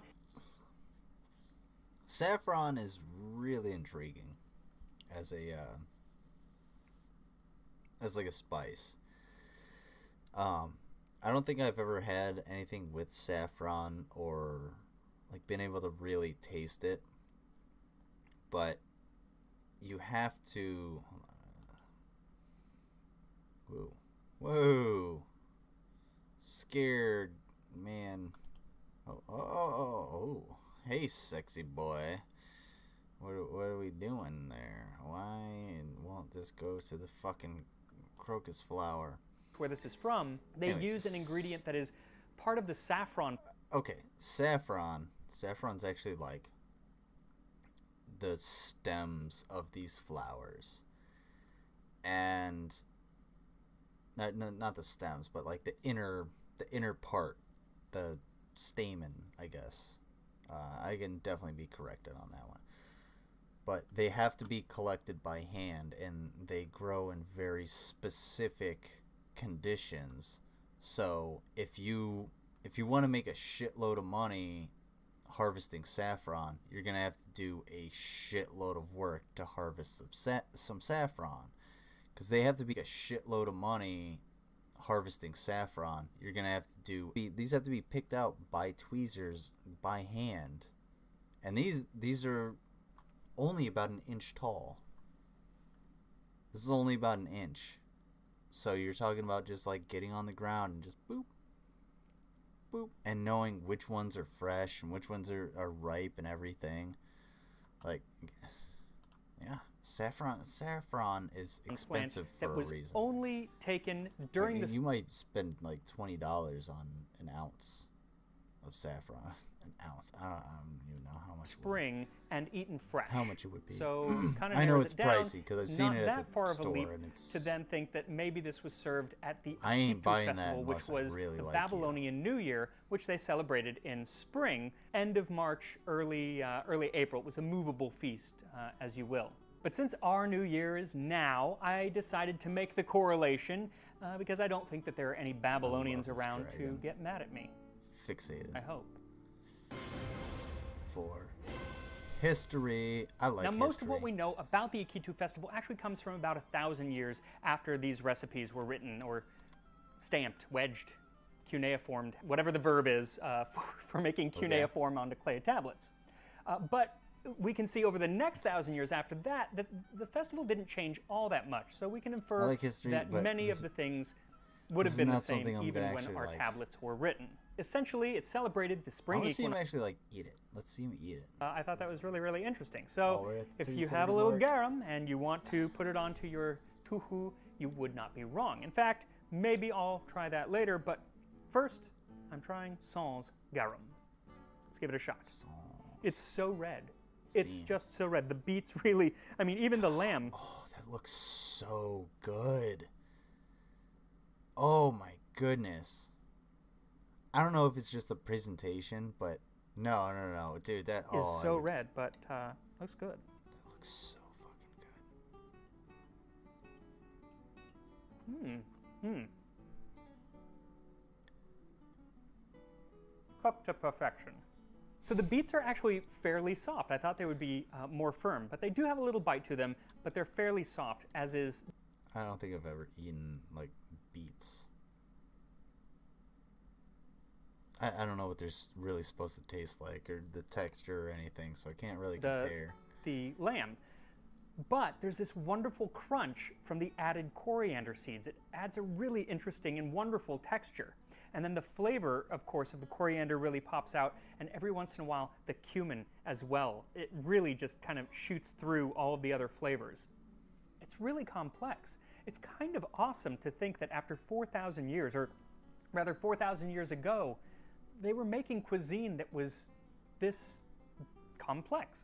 Needeth the source, but it's really fantastic and something that I could see being served on any table today. So, like, what's really great is part of the reason that a dish like this came about 4,000 years ago is because this was it was Babylon. So it was the rise of civilization, essentially. So you had a rise in specialized skills, and if the guy that really knows how to cook is doing nothing but cooking, and you're just constantly bringing him like food and shit that you found, that yeah, he's gonna make some really good stuff, and eventually someone else is gonna want to learn how to do it, and he's gonna teach them, and that's gonna get passed down, and that's where like, and the same thing happens when you have like metallurgists or blacksmiths or whatever the fuck, whatever it may be, soldiers, even mercenaries. And this recipe is basically a look back on the birth of civilization, basically as we know it, because it's a specialized skill, and whether your skill is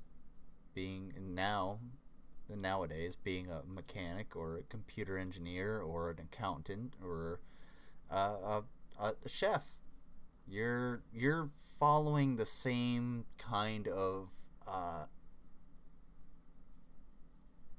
you're following the same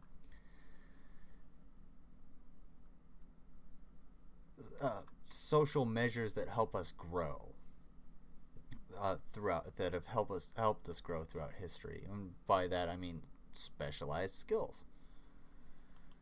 So Aztec tamales. Let's see Aztec tamales. This looks actually pretty good. 'Tis the Christmas season, and in Southern California, that means tamales. Mesoamerica's first grab-and-go treat. There's a great little story about tamales, kind of. It comes from the Mexican Revolution. In 1911, the revolutionary Pascual Orozco ambushed some federal troops and stripped them of their uniforms. He sent the clothes then back to Presidente Diaz with a note saying, "Here are the wrappers. Send me more tamales." And without so much violence, I second the motion. Here are the wrappers, and send me more tamales. This time, yes, on please. Tasting History.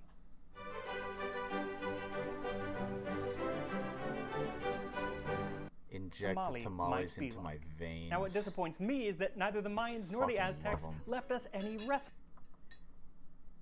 Thumbs up if you love Mexican food, Hispanic food, Latino food, whatever you want to call it.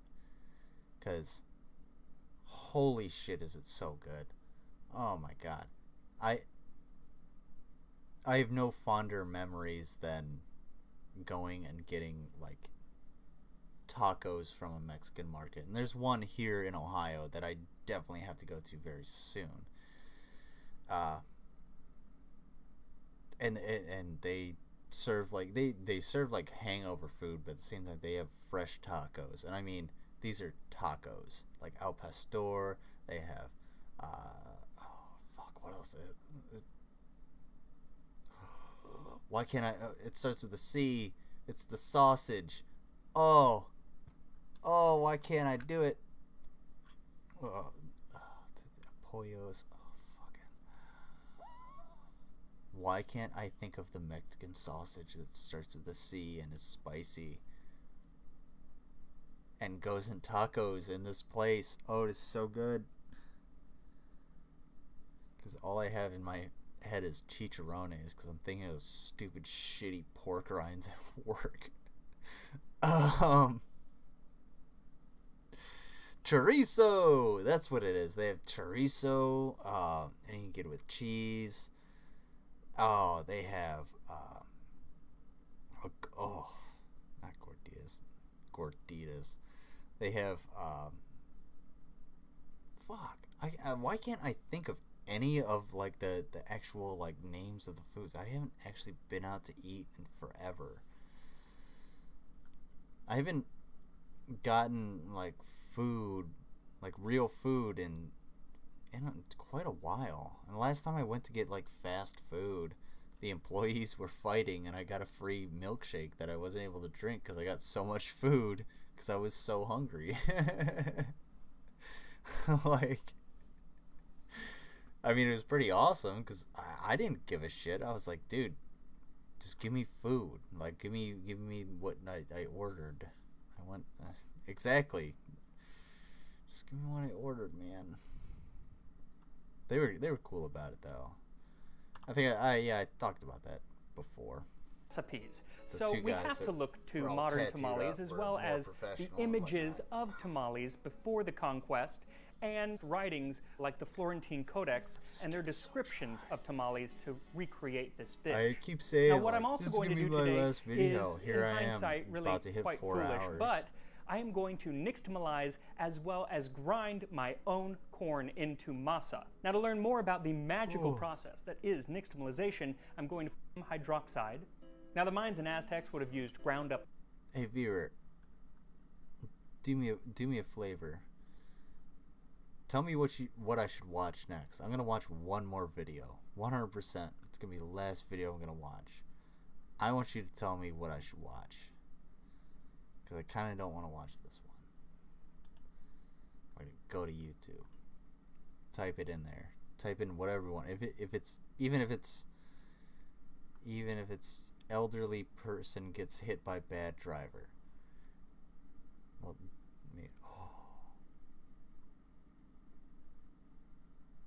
I know what could wake us up. Some fucking Arthur Sumner Miller. Julius Sumner Miller. I always want to say Arthur Sumner Miller because I'm an asshole. But this guy is fucking dope. This is called, by the way, this is called a slate. The reason it's called a slate is because back in the day they used a slate. Piece of slate to write down what it was.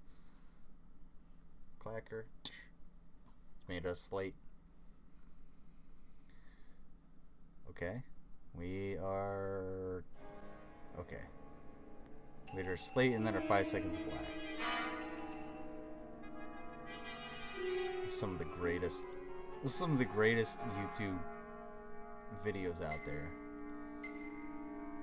Jeez, this one's a little more dramatic than the rest. I'm pretty sure I've watched other videos. It's hard to tell if I've watched them here or just on my own.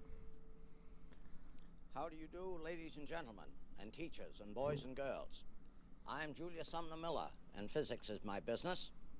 And we come to another program on electricity, magnetism, and such allied subjects, which I have entitled Miscellaneous and Wondrous Things. This is the science teacher we all want.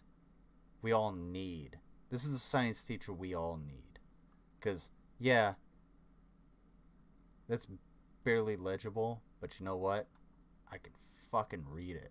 And I know what he's about to say. I know what he's about to talk about. He's about to get into something really interesting. Again, I emphasize the spirit that the language is intended to convey.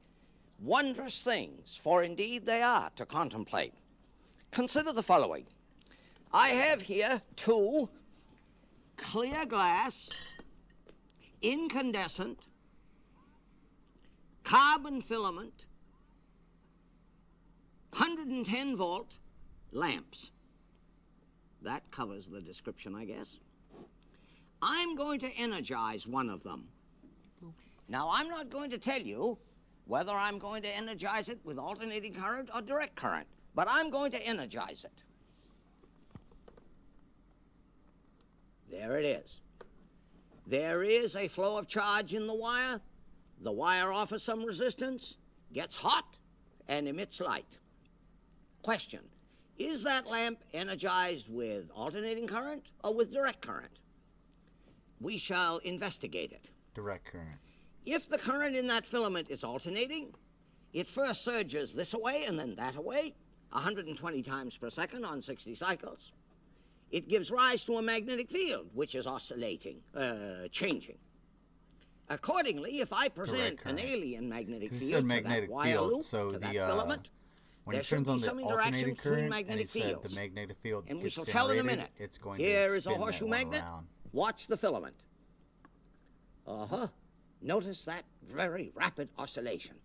Clearly, that lamp is energized with alternating current. Oh, I was so fucked I leave it up. as an exercise for you Oh, to I think got it about. wrong. Supposing I energize this other identical lamp, or indeed this first one, with direct current of the same voltage.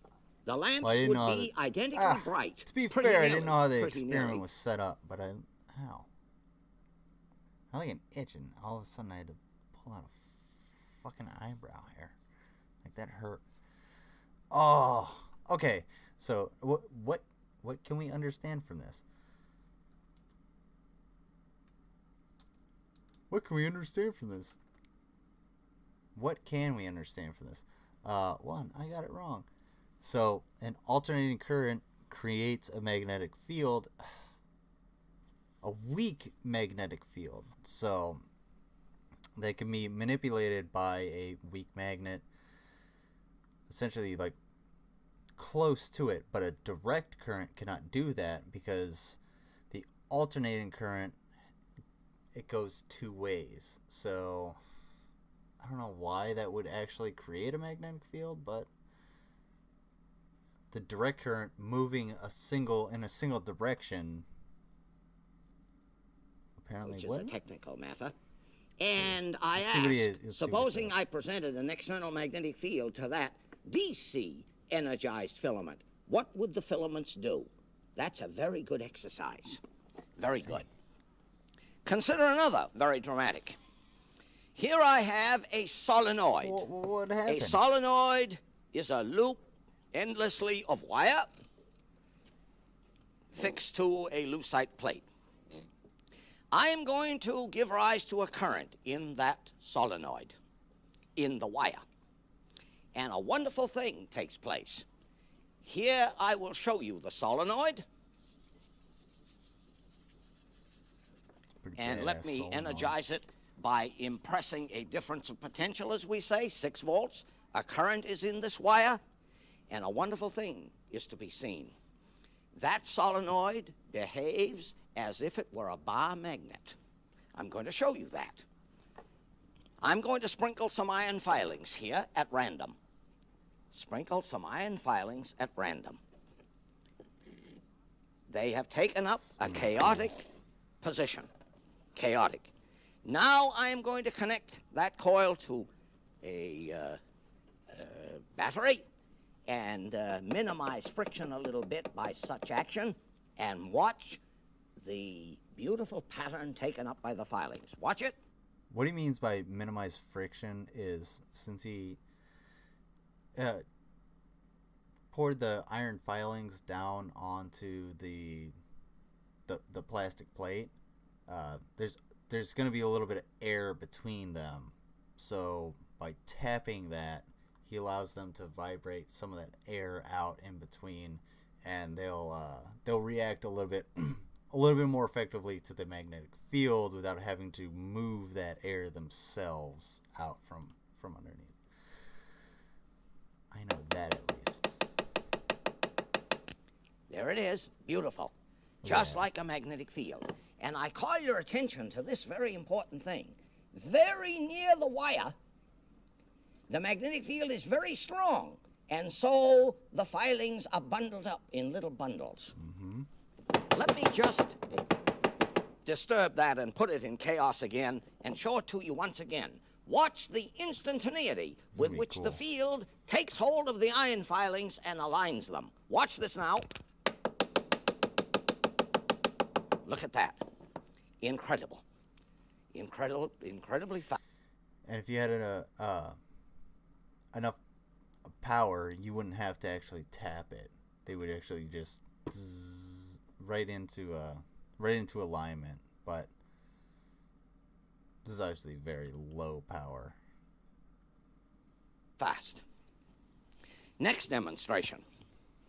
Next demonstration. My a very wonderful problem. About to die soon. Indeed. One which is not so easily Maybe we can answered. make it 12 minutes. I have here 2 incandescent lamps. Here is one, and there is another, and I am going to connect them to 110 volts, 60 cycle, alternating current. And they are in series. Here is the filament, and here is the filament. One of them, the small one, is an 11-volt lamp. Somebody says, oh, I've never heard of an 11-volt lamp. Well, when you deal with me and physics, you're likely to hear of very strange things. An 11-volt lamp. And this... Yeah, because the great thing about science is, like,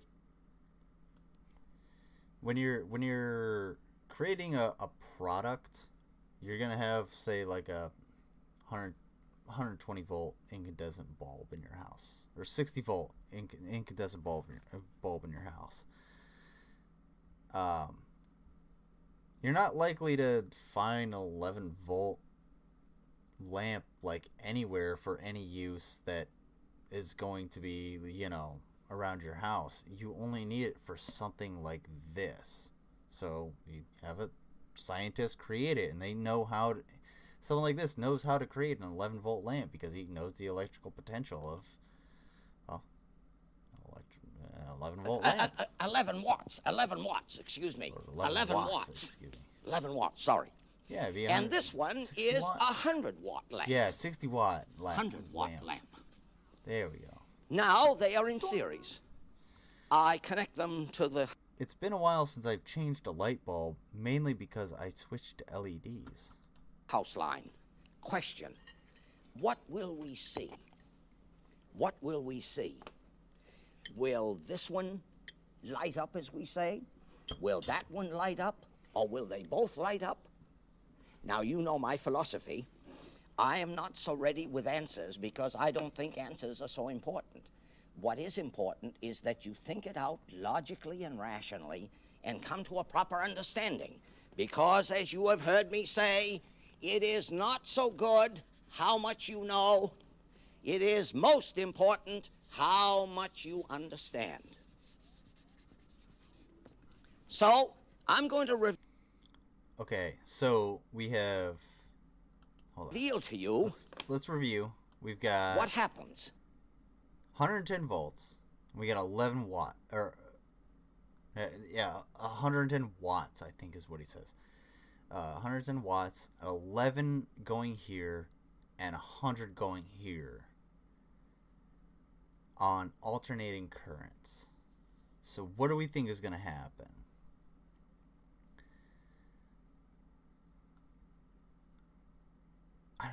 Is it a 110 volt? I can't. I don't know. That's confusing to me. I'm not an electrician, so I'm guessing a lot of shit here. You got a 110 volt. Yeah, it would be a 110 volt alternating current. You got 11 watts and 100 here.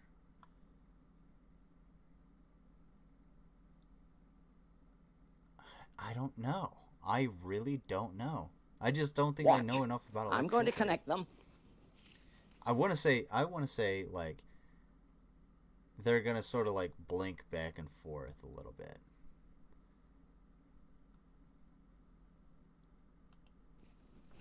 I'm going to connect them pretty soon. I'll connect them. Watch. Uh-huh.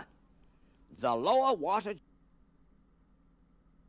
lamp is energized and reveals some light. I want to know, why is it so? Indeed, this is a wonderful expression for you to carry with you all your life, asking, why is it so? That's a wonderful question. Yes. Okay, this is 100% true. Anytime a kid, okay, anytime anyone, especially like a child, asks you why, you correct them and say, why is that so? And you get them to think about what they're asking, because if they're just going to continue to ask why, it's an endless loop and they're trying to troll you. Why is that so? Well, let me explain everything, and I want you to give me follow-up questions on that, rather than why what? Why blank? Spent 60 years. Why is that so? With that phrase, asking constantly, why is it so?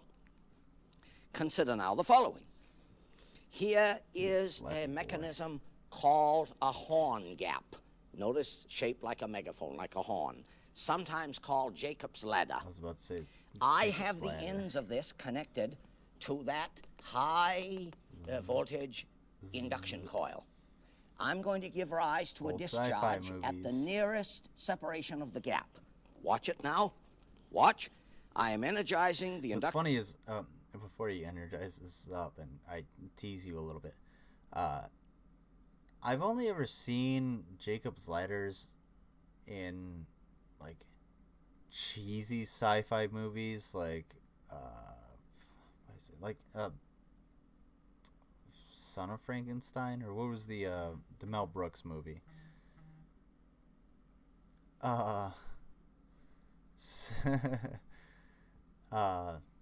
Young Frankenstein, that's what it was. Young Frankenstein. That was a great fucking movie.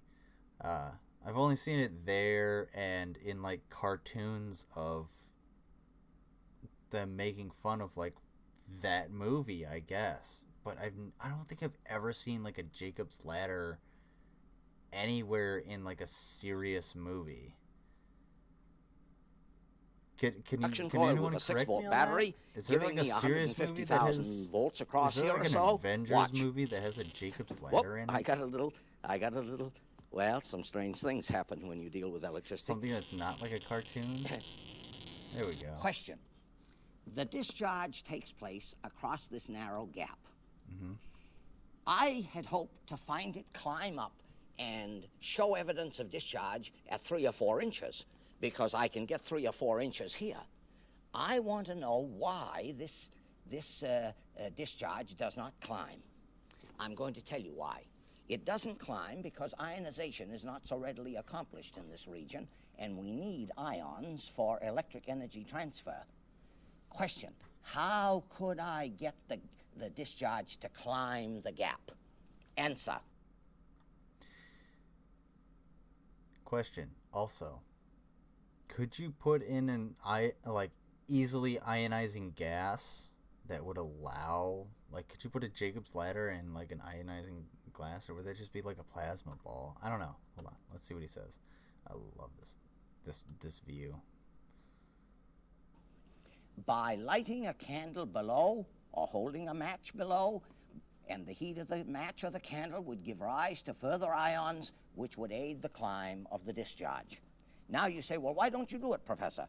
The answer is there is too much convection in this room, the hot air that I'm blowing, some would say, whereupon there is not the confinement of the heat energy that I... Yeah, what he's talking about is the gigantic incandescent lamps that are beating down on him and causing him to talk so goddamn fast. I mean, the dude's making this in... I don't even know when this was actually produced. 1969. Okay, yeah, look at the size of that fucking lapel microphone. That thing probably weighs as much as the transmitter for a lapel, like a Sennheiser lapel mic today. Not only that, but the lights that are shining on him are not LEDs. LED like studio lights already get pretty warm, but these are incandescent lamps. They get fucking hot as shit. Like, they're just beating down heat onto him. So if they're beating down heat onto him, you can imagine how much air they're heating up, and it's just going to fuck up his experiment. So I can understand. I get where he's coming from. I want for convection. Now, one more enchanting question. Video, and then I'm gonna head out. I have here a cubical frame. A cubical frame, which I will represent on the board like this. My left leg hurts. Like, I don't know what the hell is going on, but, like, I just keep getting shooting pains, and I have a little schmutzy scar, like a scrape. I don't know what the hell happened. I don't know what I did, but it hurts. It hurts. So much pain. I don't there like it is. Pain. And each edge of this cube has a resistance fixed to it. A resistance. A resistance. I won't draw the rest. Is that a Faraday cage? Resistance. Every side, correction, every edge of this cube has a resistance R. The problem is classic in this business. Supposing I consider this point A and a remote diagonal B. That is, these are the points, this one and this one. Question, what is the total ohmic resistance between this point and this point of this cubical structure of resistors? The total resistance between A and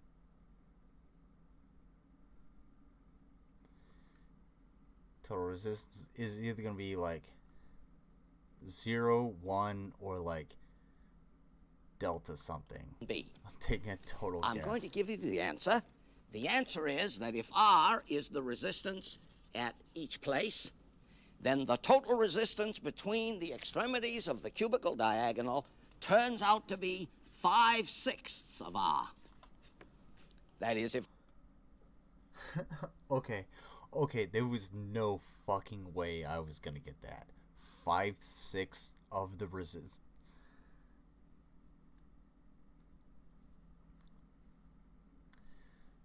So, anybody know an electrician? Because I have some light switches in my house that need to be like flipped on and off, and I don't think I'm ready to handle that, considering how badly I failed this exam. If R is 1 ohm, then the total resistance is 5/6 ohm. Scared of. I leave that as an exercise for you to do, because I remember I'm gonna have to go off the grid. I can't charge my phone anymore.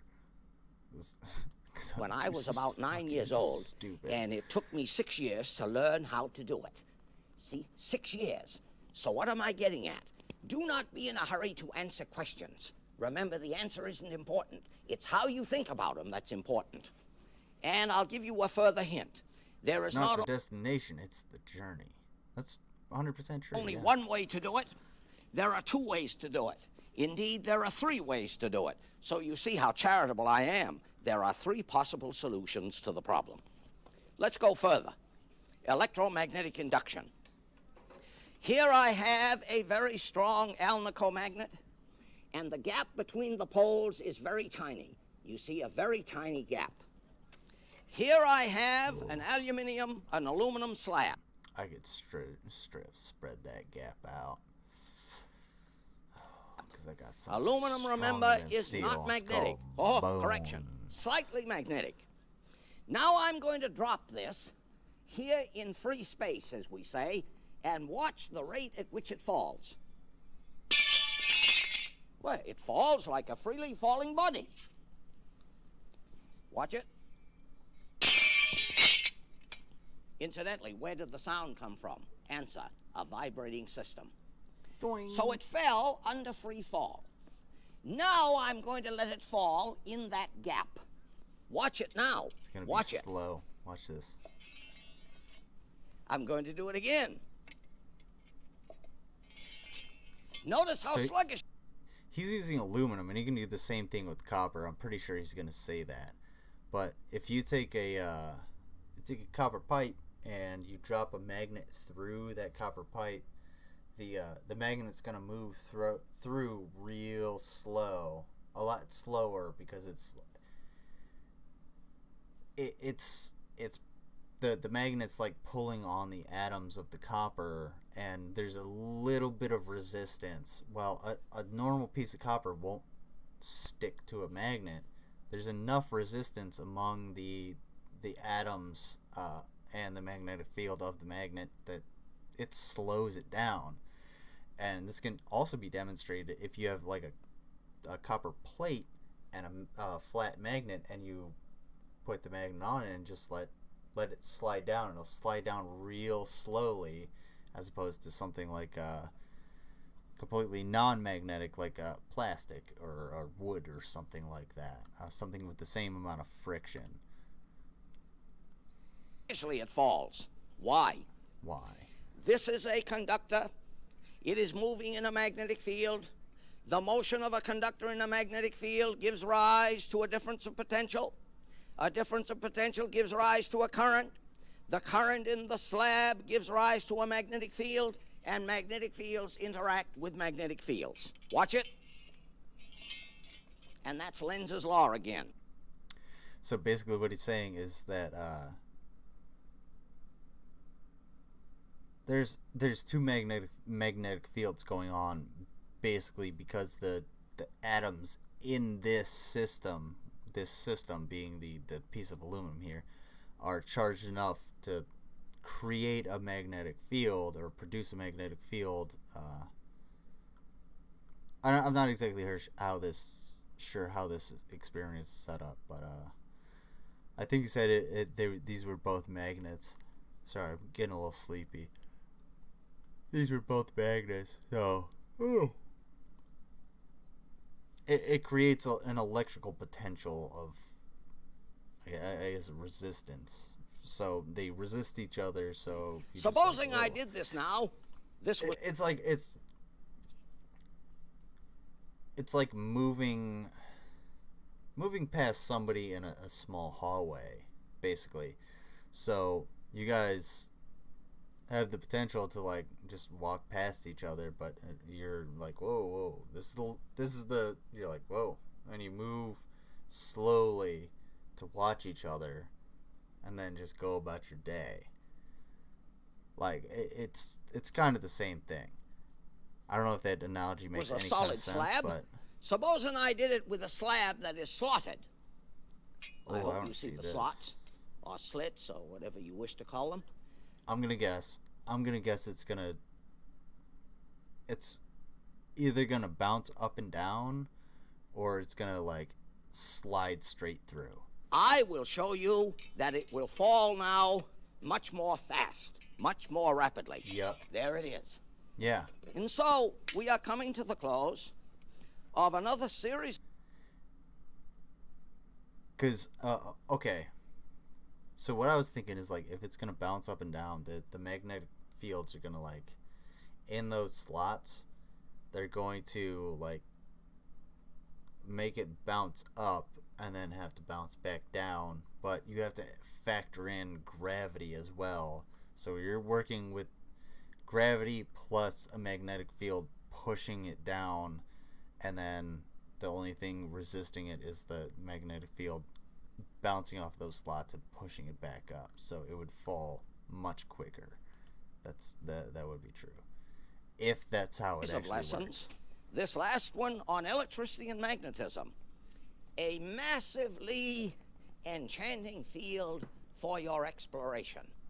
And remember, whenever we think of anything, regard highly the national origin of the men whose industry and intellectual competence gave it to us forevermore.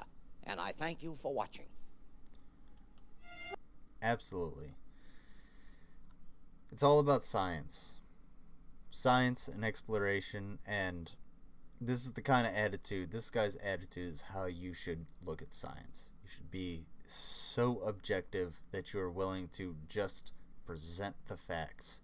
If anybody is unwilling to accept the facts, that is not your problem. You are a scientist, and you are giving out what needs to be given out. Hold on one second. Okay. Oh, for a second I thought my microphone was off. I was like, do I have a viewer that's listening to silence? But yeah, always be scientific. And always just be objective. I think on the next one, what I'm gonna do, I'm not 100% sure what I'm gonna. Well, it'll probably be Saturday night. I'll stream again. I think what I'm gonna do is go on that Von Helton takedown of whatever military experience he thinks he has. I'm gonna go down on him. I'm gonna go down on Von Helton on Saturday and make sure he knows his place. Okay? So you guys be cognizant of that. Be wary. Be ready. Get Get your bones out and ready to slap them around. I don't know where I was going with that. But, yeah, I'm going to do that, and then I'm going to, I don't know, I'll pick a couple other things out. And by all means, leave some comments. Tell me what you want to see. You got a day to, I don't know, tell me, hey, I want to see more Julius Sumner Miller. Fuck yeah, dude. Okay, cool. Anyway, so, well, the bully stream maybe. Anybody got anything to say? You got anything left? You got anything you want me to shout out? You want me to shout out a channel, someone you like watching? You're like, hey, this person has 3 subscribers and you have 200 or something? I don't know, 250, 246. That's what it was. So I was trying to get to 250, but I didn't get there. Oh well. Alright. Well, thank everybody for watching. I appreciate it. Oh, snap, crackle, and pop. I'm finna head out. Thank you, and a happy new year. 2020? Who? What was that? Oh, I'm sorry, I'm unfamiliar.